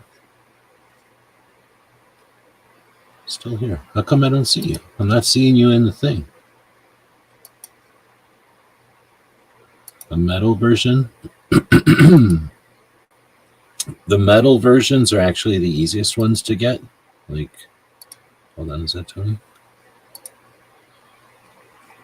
He's got the... I'm in the right one, I think. You guys are hearing me, right? Because it said I got the there it is. I've got the clicker, or the timer was clicking. So I'm thinking I'm in the right one. Yeah. All right. That was a different link, bro. Yeah, sorry about that. I send you one, whatever, each week, so probably got the wrong one in there. Yeah, that was hilarious, bro. No, the music was hilarious. I like that jazz one. Like I kept, I type in pug on a dirt bike fighting robots with nunchucks. I leave that part in there, but then I kept changing the type of music to get different results. Mm-hmm. And yeah, so answer Woods, the metal is what it defaults to. Like it always makes it a hard rock song. So as soon as I figured play with that, like I'd type in Old West Ditty or something like that. And that's where, like, whatever I think of what an Old West ditty is and what the robot thinks one is, so that's where it was like a lot of fun. You're listening to the good ones. Like it probably came up with 5 stupid ones for every good one. But it costs very little. Like for that system, I don't remember what I pay. Probably cheap. Well, it's like $9 a month or something, relatively cheap for robots. And I get a whole bunch of different robots, but they give me something like, I'm just going to say like 5,000 credits. And those songs probably ate up, if I said 2,000 credits, those things probably ate up like 500 credits. So it's like one of these things where it's kind of like one of these video games or something, like you don't really pay for it anymore. You just pay for the use of it. So it's like, I'm not paying that much. And that took like a third of it. So it was kind of a big chunk, but it was a lot of fun just sitting there and experiencing what the robot would come up with. And you ever do like robot pictures, like tell the robot to make a picture and it gives you like 4 samples. It's kind of like that. Like each of the samples is similar, but they're different. And it does the same with the songs. So every time you say generate a new set of samples, they're always a little bit different and a little bit different. And there's always a give and take. Like the lyrics on this one are good, but the song sounds stupid. but you can't make it, at least at this point, you can't say, now give me those lyrics with that song. Like it won't, it's not that good yet. I did put in, what did I say? I said something like fast speed metal. So I didn't put in death metal because I didn't know if it would know what that is. It probably did. I put in 1980s alt rock, right? Thinking I would get something like REM, but I ended up getting something that did like Weird Al Yankovic. It sounded a lot like a Weird Al Yankovic song. And that I didn't want because I wanted it to sound more like a real song. And because that sounds like something that Weird Al Yankovic would make a song about, you know, a dog walking around with nunchucks. But anyway, we do have everybody.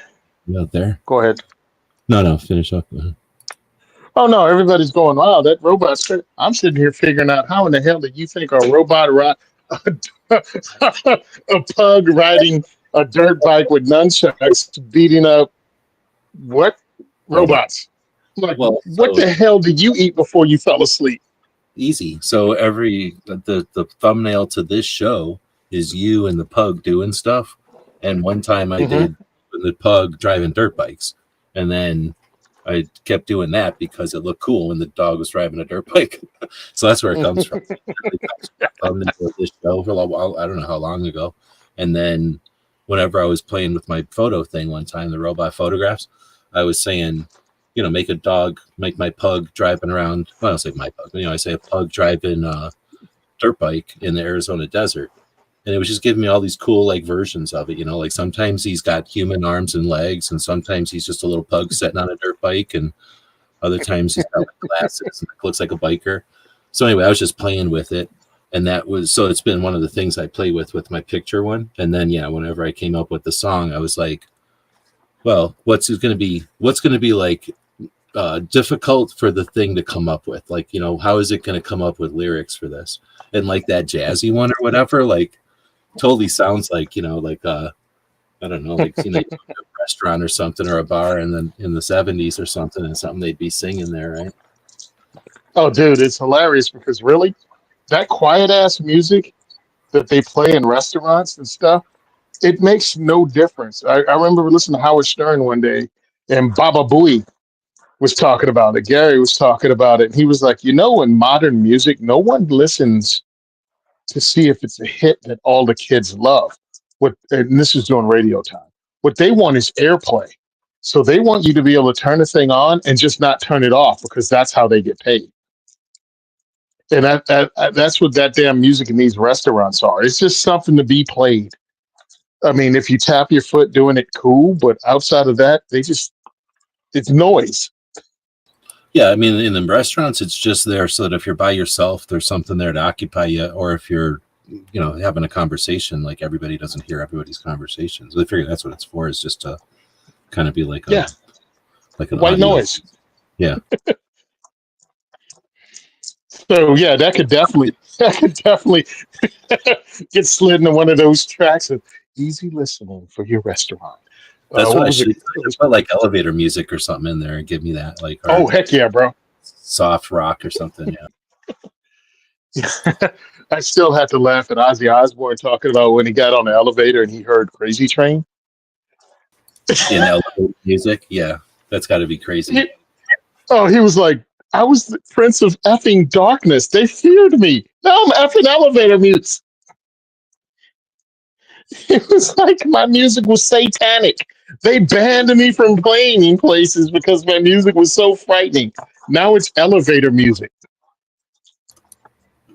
I was trying to think of what the hell movie. Well, I guess Deadpool and Wolverine. Have you seen the new one? I've never seen it, but yeah, I saw people go crazy over it. Yeah, you can imagine, right? So it's like two of the popular, whatever, like extreme comic, whatever, like humorous comic actors or whatever characters doing their thing. And anyway, halfway through it, or in one of the fight scenes, they have Madonna singing like really? Virgin or something. It's some song that Madonna owns, obviously, and she doesn't license it for movies. I guess there's some that she does and some that she doesn't. And I just happened to see like I thought I was watching the movie, but I watched behind the scenes thing, and it took me a minute to figure out I was watching a behind the scenes thing and not just the beginning of the movie. So I just happened to see this thing where they were talking about that scene, and it was so much of a big deal to the actors because, you know, it's their movie. They bought the movie or whatever, so they paid for everything. They're saying that it's a big deal for them because they got Madonna. They had to go meet with Madonna and ask her permission and everything. But it's whatever it is. It's a Madonna movie put to some fight scene in a, you know, fucking superhero movie. But that's what I'm saying. Like you're saying, like, you know, when she wrote that when she was a teenager, like, you know what I mean, and becoming Madonna in the first place, like, there's no way she could have ever imagined that decades later people would fly all over the world to physically meet with her to beg her permission to be able to use this in a crazy fight scene. It's like super violent, you know, technically a bunch of people get their heads cut off and stuff. It's that kind of movie, humorously, I guess, if you could say. But you know, just and it's absurd because it's like the whole thing is that there's clones of Deadpool, the red guy, and there's like a little kid version, there's a samurai version, there's like the girl versions, there's the big giant versions, the little tiny versions, the baby version, the dog version. So it's like they're driving through this street full of hundreds of these guys, and they're taking swords and slaughtering them all. So it's just a crazy, sick, crazy, violent, right? And what is it? It's Donna's song or whatever. That's hilarious. All right, man. I'm gonna have to get off because I have to go buy a lottery ticket. It seems I didn't win the $1 billion lottery last night. I know, shocker. I hate to spoil it for everybody. Yeah, I didn't win. I just hung out here. Is that something that we can buy out here? Is that a national thing or is that a New Jersey thing? Last night with the mega, I think it's across the nation. Because that was a mega millions. Last couple of times I've gone into the store, I have to, in the particular store I go into to buy food and stuff, you go in and to the left, and then there's a vending machine for lottery tickets. I think that's how they buy them now. And there's like a line sometimes, and this one guy was swearing at it. And I'm like, wow, there's a lot of passion for this video or for these lottery tickets. I had no idea. I thought people were buying scratchers, but it would make a lot more sense. Like, because people, when it gets to be like a lot, then like all the people at work will pitch in and buy like 100 of them. Like, I know that kind of stuff starts happening. Yeah, me personally, I buy one because all it is, it frees me up to have a semi-realistic dream about becoming a billionaire overnight. Yeah, I saw something where the guy who won a really big one opted for the cash, and then you pay something percent. But when you do all that and you're done, it's still like $600 million. So, yeah, I think I could figure out how to deal with after taxes and after blah, blah, blah, like losing all of it. I could deal with $600 million. Well, that's why I laugh at people, because they're people like, oh, I don't need all of that. I just need $1 million. I'm like, look, bro, fate don't work like that. All right. Nobody goes, oh, he's a good person. Fate goes, oh, he's a good person. Let him win. No, just whoever comes up with these numbers wins. And I'm like, I'm going to have the same relatives try to get money from me that I haven't spoken to in years if I get $1 million or if I get $1 billion. So why not go with the $1 billion? If you're going to hate me anyway. Between $1 million, because $1 million is nice, but you're really not, I mean, it is nice. And I'm not saying I wouldn't want $1 million. I'm just saying, like, there's a difference between $1 million and like whatever 700 million is. That with 700 million, you get this, like, blip, like, what happened to that guy? Like, you have the kind of money where you're just, I'll just buy new stuff. I'm done. Like, leaving whatever I can carry with me, and I'll just buy everything else new. Like, you're just done. You know what I mean? You just walk away from whatever. Yeah. Pay every single. The difference between walking away from the lottery with $1 million in your pocket and walking away from the lottery with 500 million in your pocket, I don't have to talk to anyone anymore. Yeah, you just. That I don't want to. New house, new everything. Yeah, it's just. And I'm not one of those guys that thinks about getting, a multi-million-dollar anything. Like, no, I just have the fruit now. All right, you're breaking up. When's the next diversity shoot? Next year, I'm guessing.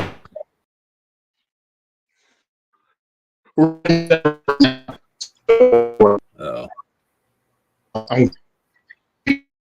Yeah, carry.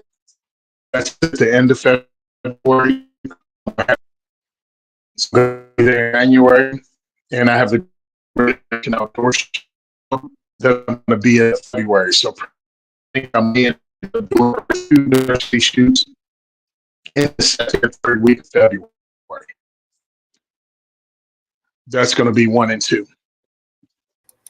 All right, you're coming on pretty garbled. I heard 1 and 2 at the very end, so I'm guessing what I heard was that you're taking January, go to shot. Oh, no, you're clear. Say it again. I think you're clear now. I heard you just say, oh. Okay, sorry about that. That's weird. I have no idea. I got the phone in my hand. Thanks for saying it All again. right, yeah, I'm taking January off. Go ahead. Yeah, I'm taking January off. But what I'm doing is contacting the ranges now. So I have the schedule for when I show up at SHOT Show. I can actually show companies, yeah, we have 20 events this year at 5 ranges throughout New Jersey, and we may have a tour, depends on what goes on. So the second and third week of February will be diversity shoots. The first one is going to be a gunfire range, and the second one may be at 1 or 2 places. Because I have a new range that I'm working with, but I want to be able to use the momentum from the first 2 of 2025 to make him number 3. You know what I mean? Like, it's going to be, Gun for Hire is going to be a big event. I can't even imagine. Like, so, dude, I can't even imagine, because you've got, the beginning of the year. You can either jump right back in immediately or take a week off and go to SHOT Show, because it's literally like a week, and then it's getting ready for SHOT Show, and then it's SHOT Show, and then anybody real has to give yourself a week, because you could get sick at SHOT Show. Like, there's 1 in 3 chance you're going to get sick at SHOT Show, so you're going to come home and be sick for a week. But you also want to just give yourself a week to decompress or finish whatever you started at SHOT Show. So, you know what I'm saying? Like, so, but it's February by the time you're going to do anything realistically in any year. Yep. So then you've got the Great American thing too. So going to SHOT Show and the Great American thing, doing events on top of that is already, getting a lot crazy. Going. Yeah. So the reason I want to get back into it, because we do have momentum coming out. We've sold every event out the last half of this year prior to the event. I think maybe one, we didn't sell every ticket. So we have that going on. We're going to do year 10. I'm going to do a media push. I already got 2 interviews going at SHOT Show already booked, and I'm looking for more. So my thing is to light it on fire going in 2025 with my hair on fire, my schedule already done. We got to update the website. So it all should come out around SHOT. I got to talk to, I guess, you and Dark about changing up the website, get you some pictures, and get you some video, from 2025. Excuse me, 2024, and, change the look of the website a little bit, and just get that out there. Also, I got a lot to do, so I'm going to be busy as hell in January anyway. I want to get the podcast back on. I want to get guests back on. I want to get sponsors for the podcast. Everything is going to be jacked up, because I think 2025 is going to be a breakout year for firearms. And I think we need a lot of somebody's pushing people to go after the new administration to actually get busy on pro Second Amendment stuff and not sit on our butts and waste opportunities like we did, from 2016 to 2018, when we had both the houses and the presidency. I'm like, no. Let's go. Let's get this stuff. Let's get judges on. Let's push back against gun control and not just go, okay, we're cool for 2 years. No. We need to move the Overton window the other way. So we just need to push and make different things legal. I don't even know, but there are a lot smarter people than me that know how to reverse this trend of us losing rights every year. We need to push back, because it's not like we're going to win the next. It always switches. It's not like Trump can run for president again, and everybody's going to be starting from ground zero with the next election. So we need to make up for as much lost ground as possible in the next 2 years. And then just keep pushing just like the other side does. So I think it's very important for myself, Armed Atlas, and everybody that has a podcast in the Second Amendment and firearms world to get behind pushing us as firearms owners to ask for more and more legislation that frees us up more and reduces the number of gun control bills, gun control laws. We need to beat all that down. I mean, hell, Just to like go cut ahead. in, because it's an important point, I think, is that not just the idea that there's an opportunity to do an opposing voice to the, let's say, Bloomberg initiatives, like Mhm. the gun control bullshit. So instead of just having an alternative to them, what I always look forward to, and I think I'm always optimistic, but I think I'm not overly optimistic and looking forward to 2025. What I'm looking for is there's the people that bring the conversation to the masses as opposed to just go into the talking heads and having an alternative pro-gun point of view, because we've been content with that. Like, oh, what we need is a John Lott who can go to the shows and represent gun owners. That's all we need. Like, no, we need more than that. No, And we I need don't know more. what Yeah. we need, but we need more than that. And so, in other words, just going up and in like addressing their complaints or like debating them on their points has been what we've never had, but that we've been content with people attempting that. And obviously, we've never achieved that. And even if we did, that wouldn't have solved anything. It wouldn't have even really done anything more than challenge them in the places and at the times when they've decided to be challenged. What we need, I'm looking forward to, and I think that we have an opportunity. Not that we have more people than we have, because we've had more people in the past, but I think we have people that are different, new, and have had the experience of seeing what didn't happen in the past. So they have a new version of being frustrated and not opportunistic, but Yep. Well, opportunistic in a way. But I guess what I'm trying to say is, what's the other word? They Optimistic. they have the energy. They haven't been kicked in the nads yet. They have the ability. Well, they've seen other people get in the nads, but I think they've also seen the ineffectiveness of just now I'm hoping, I don't see a lot of anger here or like hype, but I'm hoping that they have seen the national level organizations bringing in tens of millions of dollars for years and years and years and doing nothing more than going to the table when the anti-gunners want to and talking about what the anti-gunners want to. And instead of that, bringing like a more consistent pressure, but not by arguing, but by bringing awareness and education to the long game, to the people, the masses, the people that didn't ask for it, but they're putting it out there anyway. And the thing is, we've had efforts and pushes, but it's been somebody's like, I want to be famous, and I'm going to be famous by being a gun activist. And now we're seeing people that are like, I want to be a gun activist. And I think that's the difference. Like, the famous part of it ain't there. Like, nobody's like, I want to know how to make money being a gun activist. I'm seeing less of that. Just like, I want to bring my conversation to the table, or I want to talk about this that's not being talked about. And that I'm eager and I'm interested to see how that happens. And if I can keep the mic, I'm going to say the industry goes through phases where, just in general, they didn't like the internet at first, and then they were okay with the internet, and then they loved the internet, and then they got abused by the internet, so they hated the internet, and then they were fearful of the internet. But then the industry grew, so then you started to see that same cycle happen with different segments. And if you look hard, you can see like, oh, that segment, like reloading, hasn't been hit yet. Oh, they got hit, and now they're timid. Oh, now they're comfortable with it. Now they figured out their pace.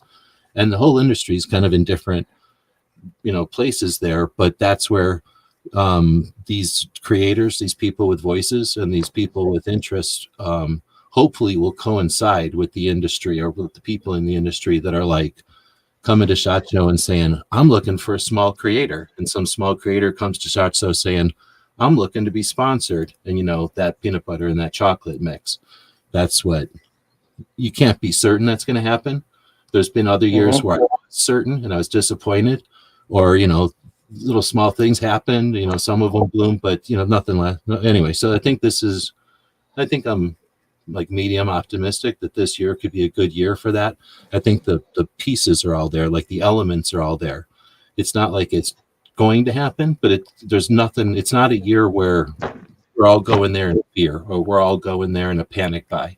This is a very chill Mhm. year, and it's a year for growth and opportunity and looking forward. And I think that's a great time for the new ring of creators, or whatever, the new era of creators, to be hitting this floor. Did you watch this last one with where he was interviewing that guy who got ATF raid? No, I just saw it. I think yesterday, day before yesterday. It's worth I watching. just saw it. I got there Yeah. about an hour in or something, so I missed the ATF raid part. I'll have to go back and listen to that. But the end part of it, they were talking about new creators and stuff, and just they're like, those two guys is two guys. I don't know how you're supposed to say that. Their Yeah. perspective of these new creators. And I was looking at it, and every once in a while, I need to be kicked in the head to be like, "Hey, wake up, old man!" Like, new people are allowed to have a different opinion, because often we get stuck in the like, these kids don't know, Yep. like blah, blah. And I was like, "Oh, this is interesting." Watching kids that I consider kids, they're literally kids in like age wise to me, and how long they've been on the internet or on YouTube or whatever. But them having the conversation of like, you got to give these kids a chance. And I'm like, it's like watching your grandkids say something that they're about their grandkids or something. It's like, oh, I'm old enough to have this perspective now. I didn't even know this was a perspective to have, but yep, you can have this one. Like looking down, 2 layers of people looking down, I guess. Anyway, it was pretty interesting. And then I was like, oh yeah, I never thought of it that way. And again, I don't even think about all the manufacturers who look at this stuff. Like the manufacturers, they're either paying attention or they're not, right? But if they're paying attention, they know way more creators than I do, because I don't look at that. I don't pay attention to that stuff. I'm not looking for new entertainment. But if you're trying to sell something, you better be paying attention to who's entertainment, right? So Yep. that concept alone was like pretty interesting from what they were chatting about last night. But when they're talking about like what the new creators are bringing to the scene and what they're like adding to the mix, I was like, oh yeah, it's actually pretty neat. I need to check that out because I haven't paid attention to many new creators, only because, and I hate to sound like the dude, but it's like some of the stuff, they're doing what every other new creator does, and they're repeating a lot of the same stuff, and they're looking for the things that gets the most hits, and they're not going their own way. They're just doing what everyone else is doing, and fine. That's what you found out what works for you. That's a safe route, right? Follow the path most traveled. But it's like, yo, bro, if I see one more damn person talk about how great a staccato is, but it's only the second gun you've ever shot, I'm seeing a lot of that. It's like, I've been in the firearm industry for, been shooting guns for 6 months. Cool. Oh, this is the greatest thing ever. You're saying it's the greatest thing ever because the last 20 people said it's the greatest thing ever. And I got to go through that again to find, and just to look, you know what I mean? Just to see what else is happening. And then I'm like, yeah, no, I don't have to. Go be new. Go do whatever you do. Stand, fall, trip, run, succeed. I don't need to witness it all. I'm a gun dude. I'm enjoying gun content, and your gun content is a bad copy of someone else's. Hey, when you get better, great, I'll be there. Everything ain't a hit. A whole bunch of people I followed earlier on don't exist any longer. You know what I mean? Mm-hmm. They fell by the wayside. I don't have to look at every new show because who am I? I'd like to give him a hand up. Like Armed Atlas, when he first came out, I'm like, dude, if you need a guest on the show, I'll be on the show. If you need to promote the show, I'll promote the show. Anybody new that comes out that's doing what we're doing, I'm going to promote them until they do something horrific or they step away. And that's what I did with him. And that's why I was on his show, 3 times in the first year? And I introduced him to people and everything I could do possible to help him out. And I'll do that for anyone in this space. But I don't have to check everyone. And I'm definitely not gatekeeping people. But I'm not going to burn up the time I have, the limited time I do have, just checking out every new person. No, man, go do you. And I hope to run into you, and I shake your hand, and I'll promote you like Tactical Turkeys, like Regular Guy Firearms, like all those guys I've met in person at SHOT, and I've been on their shows, and I work with them.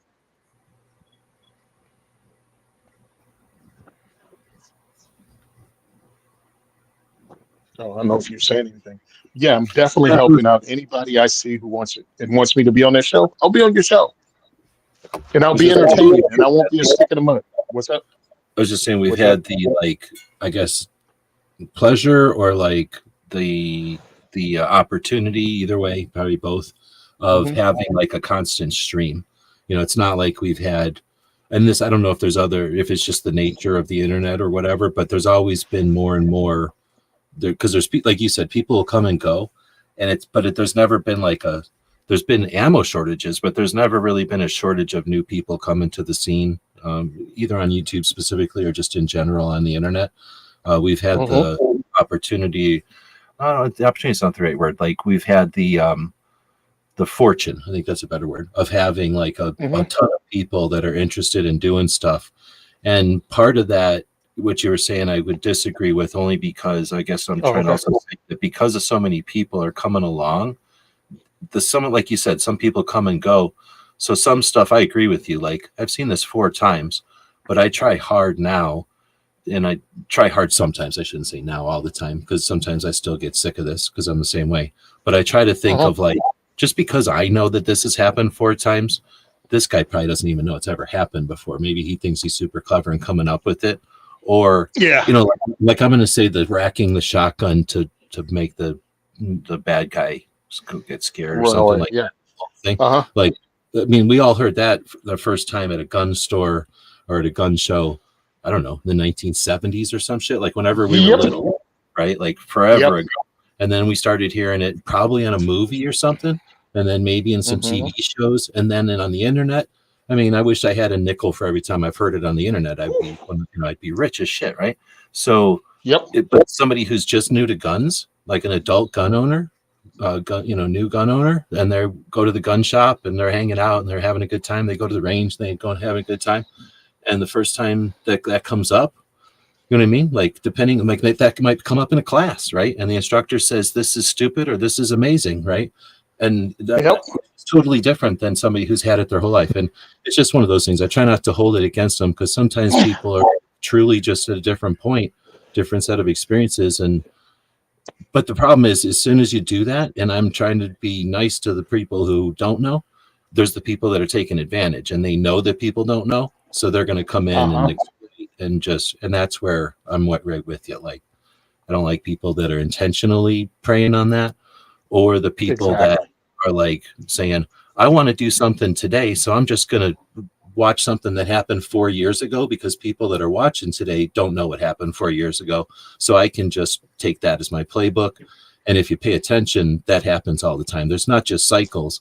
There's people who just go, I'm going to go to this channel I like and start doing what they did 3 years ago today.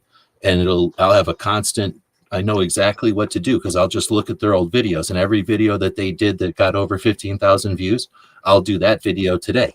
And I'll just have this run of hits. It's just be me instead of that person. And if you pay attention, that's happening all the time. Like, I'm going to review shotguns. I'm going to review this, or I'm going to, you know what I mean? Like, just whatever it might be.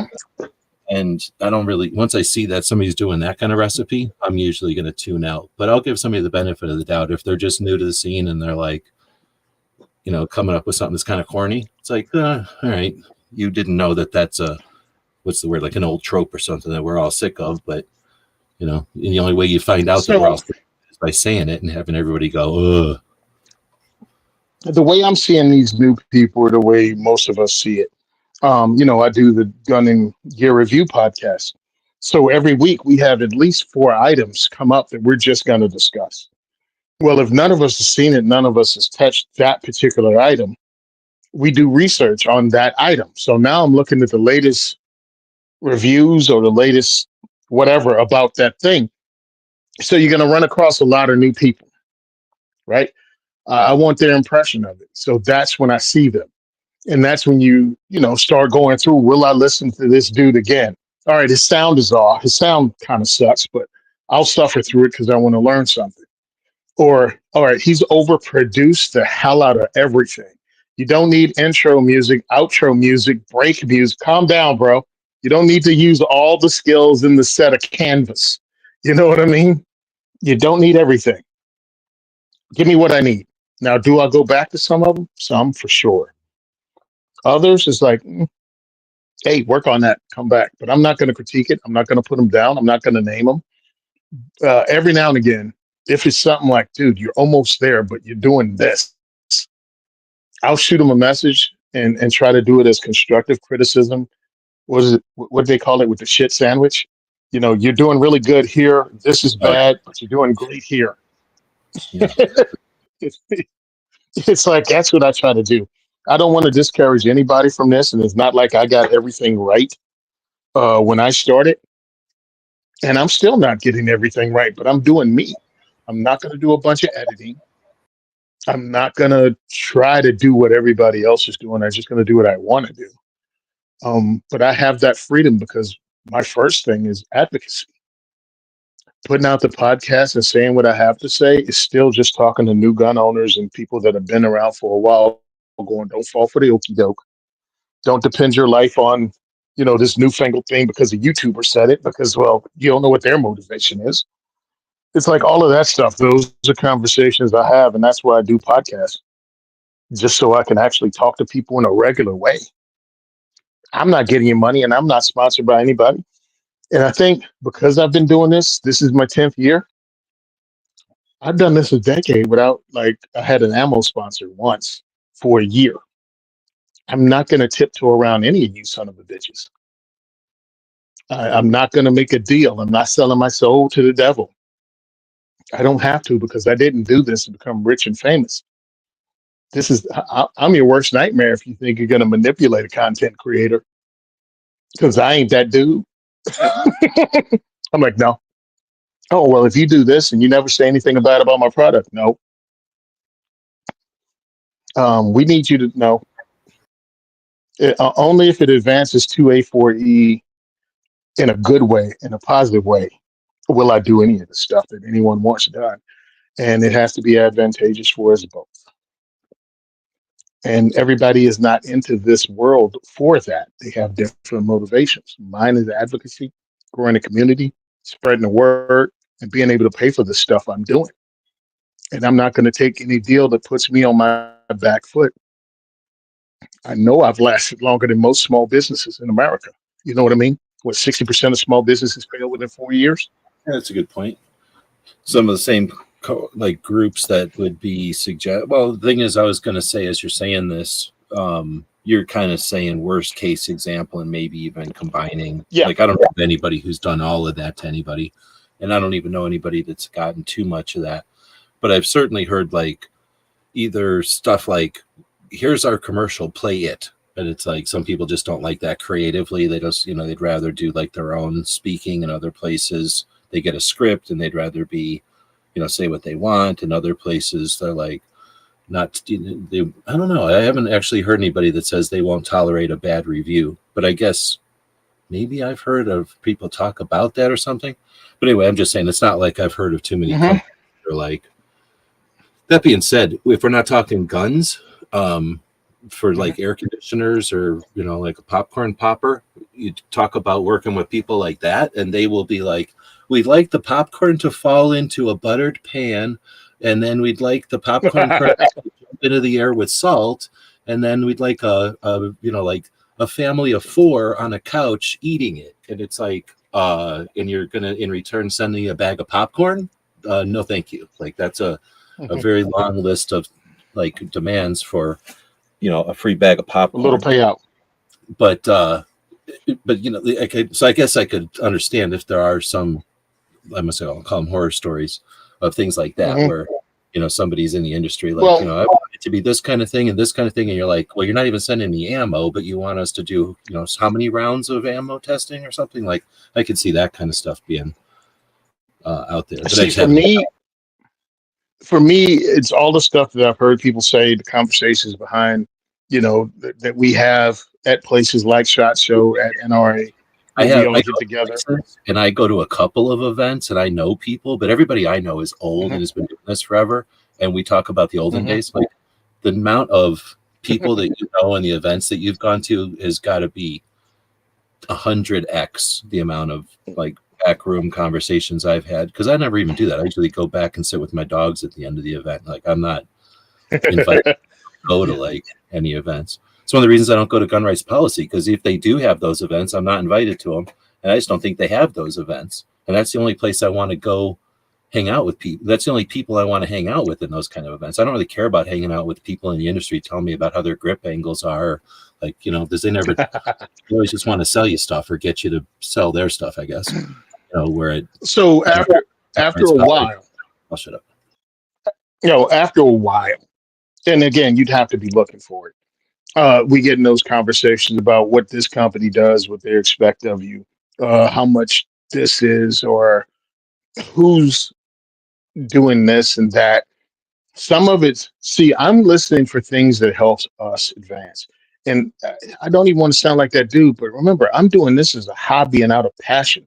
So I don't want to waste my time. And anytime you see me at a show, I'm spending diversity shoot money that can go a lot of damn places. So I'm not going to waste that opportunity not working towards the goal of growing 2A, 4E through networking, through building friendships. All that stuff is dedicated to making this better. So it's not like a bunch of people do things. Hey, if you don't do this, this, and this, but I've drawn my line on what's going to be acceptable and what's not going to be acceptable for me to do for 2A, 4E. It's like one of those things, being a locksmith and having the ability to almost break into anything. Nothing is safe from a freaking locksmith. So what would it take for me to cross over to the dark side? Well, if I have, it's great, go, oh, never steal from anybody.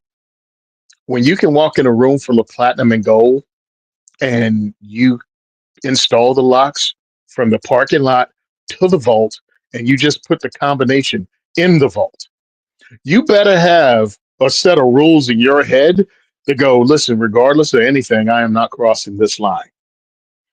And that's how I approach diversity shoot and dealing with sponsors. I draw my lines. I'm not going to say something that's not true about a product. If I do a review of something, or if I'm using something that it breaks, I'll call them. Hey, your thing broke. How do we handle this? So either you get a review and I say, hey, this thing broke and they fixed it, and it probably won't happen again and it was a fluke, or you just don't get a damn review, because I'm not going to not say something went wrong. You know what I'm saying? Because now you look like all those assholes that got Springfield Prodigies that were handpicked, cherry picked by Springfield Armory and sent. And then the very first two waves of people that actually spent their own money got broken Prodigies, because that happened. And that's just the latest product. I could talk about the Remington R51 and all those guys that, oh, this is the greatest thing since sliced bread. And the very first ones that come off the production line did not work, to the point that they dropped the damn thing and then went back to the drawing board and came out with it again 2 years later. So no, I'm not going to be one of those people. That's the thing. There's a big difference between, I don't watch any gun reviews. I don't know if I ever really did, but there's a big difference between somebody that owns a gun that went out and bought it. Now, buying it because I wanted to buy this one anyway, and then buying it because I want to do a review of it. It doesn't really matter if you bought it and you shot it, then that's one thing. This is your money. But then getting a gun for free immediately, like, why would you listen to anything then? You know, like, obviously that's a commercial at that point, and they can say whatever they want, but you know what I mean? Like, that's just a different situation then. They either got, like you said, the hand-picked one, or they just got no incentive at all to say anything bad about it, and to butter you up with why it fits every niche that you could ever need it for. So if I'm not going to watch something, I'm definitely not going to watch that kind of stuff. But you can tell the difference. At least you can, I don't know if you could say tell the difference, because some people hide that a little bit, but you know, I think that's the big difference, is getting it for free versus, or I guess getting it for free / getting it for free and get paid, because that's definitely a thing too. Some people are satisfied with just getting stuff for free. and then some people will require to be paid on top of it. But I still consider that one side of the line. The other side of the line is I went out and bought it myself, right? So, see, for me, I'm going to use mine in the diversity shoots. Your crap does not work. I am not introducing somebody to a gun that's broken. This is their first foray. They went through freaking a year of hell just to get a firearms ID card, plus fees, plus this, plus arguments with their family of why you want to have a gun anyway. And then for me to blow smoke up their ass? No, not happening. You know what I mean? Again, my motivation is different. I am not in this to make money for Tony or to make Tony famous. God, I hate using myself in the third person. But I'm not in it for that reason. I'm in it to grow the firearms community. So, yeah, I want your free gun. But your free gun is no guarantee I'm going to say great things if your gun don't work. I'm going to have a conversation with you if your gun don't work. I'm sending your gun back to you to fix it. And if your gun doesn't work again, it disappears and we just don't talk about it. That's my only compromise. I don't poop on your thing. Or I said, hey, we had one and it didn't work and we sent it back.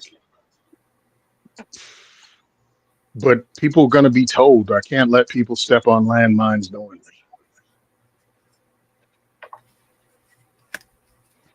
Not right. It's not why we got into it. Yeah, I got to go. After you said you got to go, so sorry to keep holding you on. But thanks again. Eventually, at some point, we'll get paid by the hour for this show. So you'll get that with that. Thanks everybody for joining us live, though. Like you said, you got like a month to not off, but a month to develop infrastructures and whatnot, and then get back to diversity shoots in February. We'll chat again next weekend, I suppose, unless something's next weekend, some kind of fancy thing. No, it's just a regular 4th of January. So yeah, if we're both around, we'll be here. And thanks everybody for joining us live. If you're listening to this as a podcast, whenever you go to your podcast platform again, consider giving us a thumbs up or a star or whatever it is. Ideally, a comment. That's really the best thing you can do for a podcast. And since you're there, do that for every podcast that you value. As long as you've got some time, give them a sentence or two as a comment. And that really helps us as podcasters because they value that. The people that like podcasting value that a lot. So we'd appreciate it.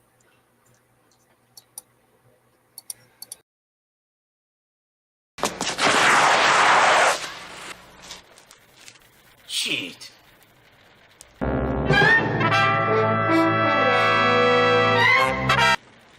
Ninja?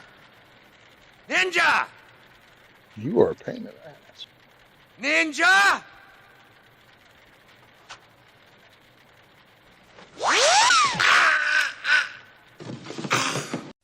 It's 11:59 at Radio Free America, and this is Uncle Sam with music and the truth until dawn.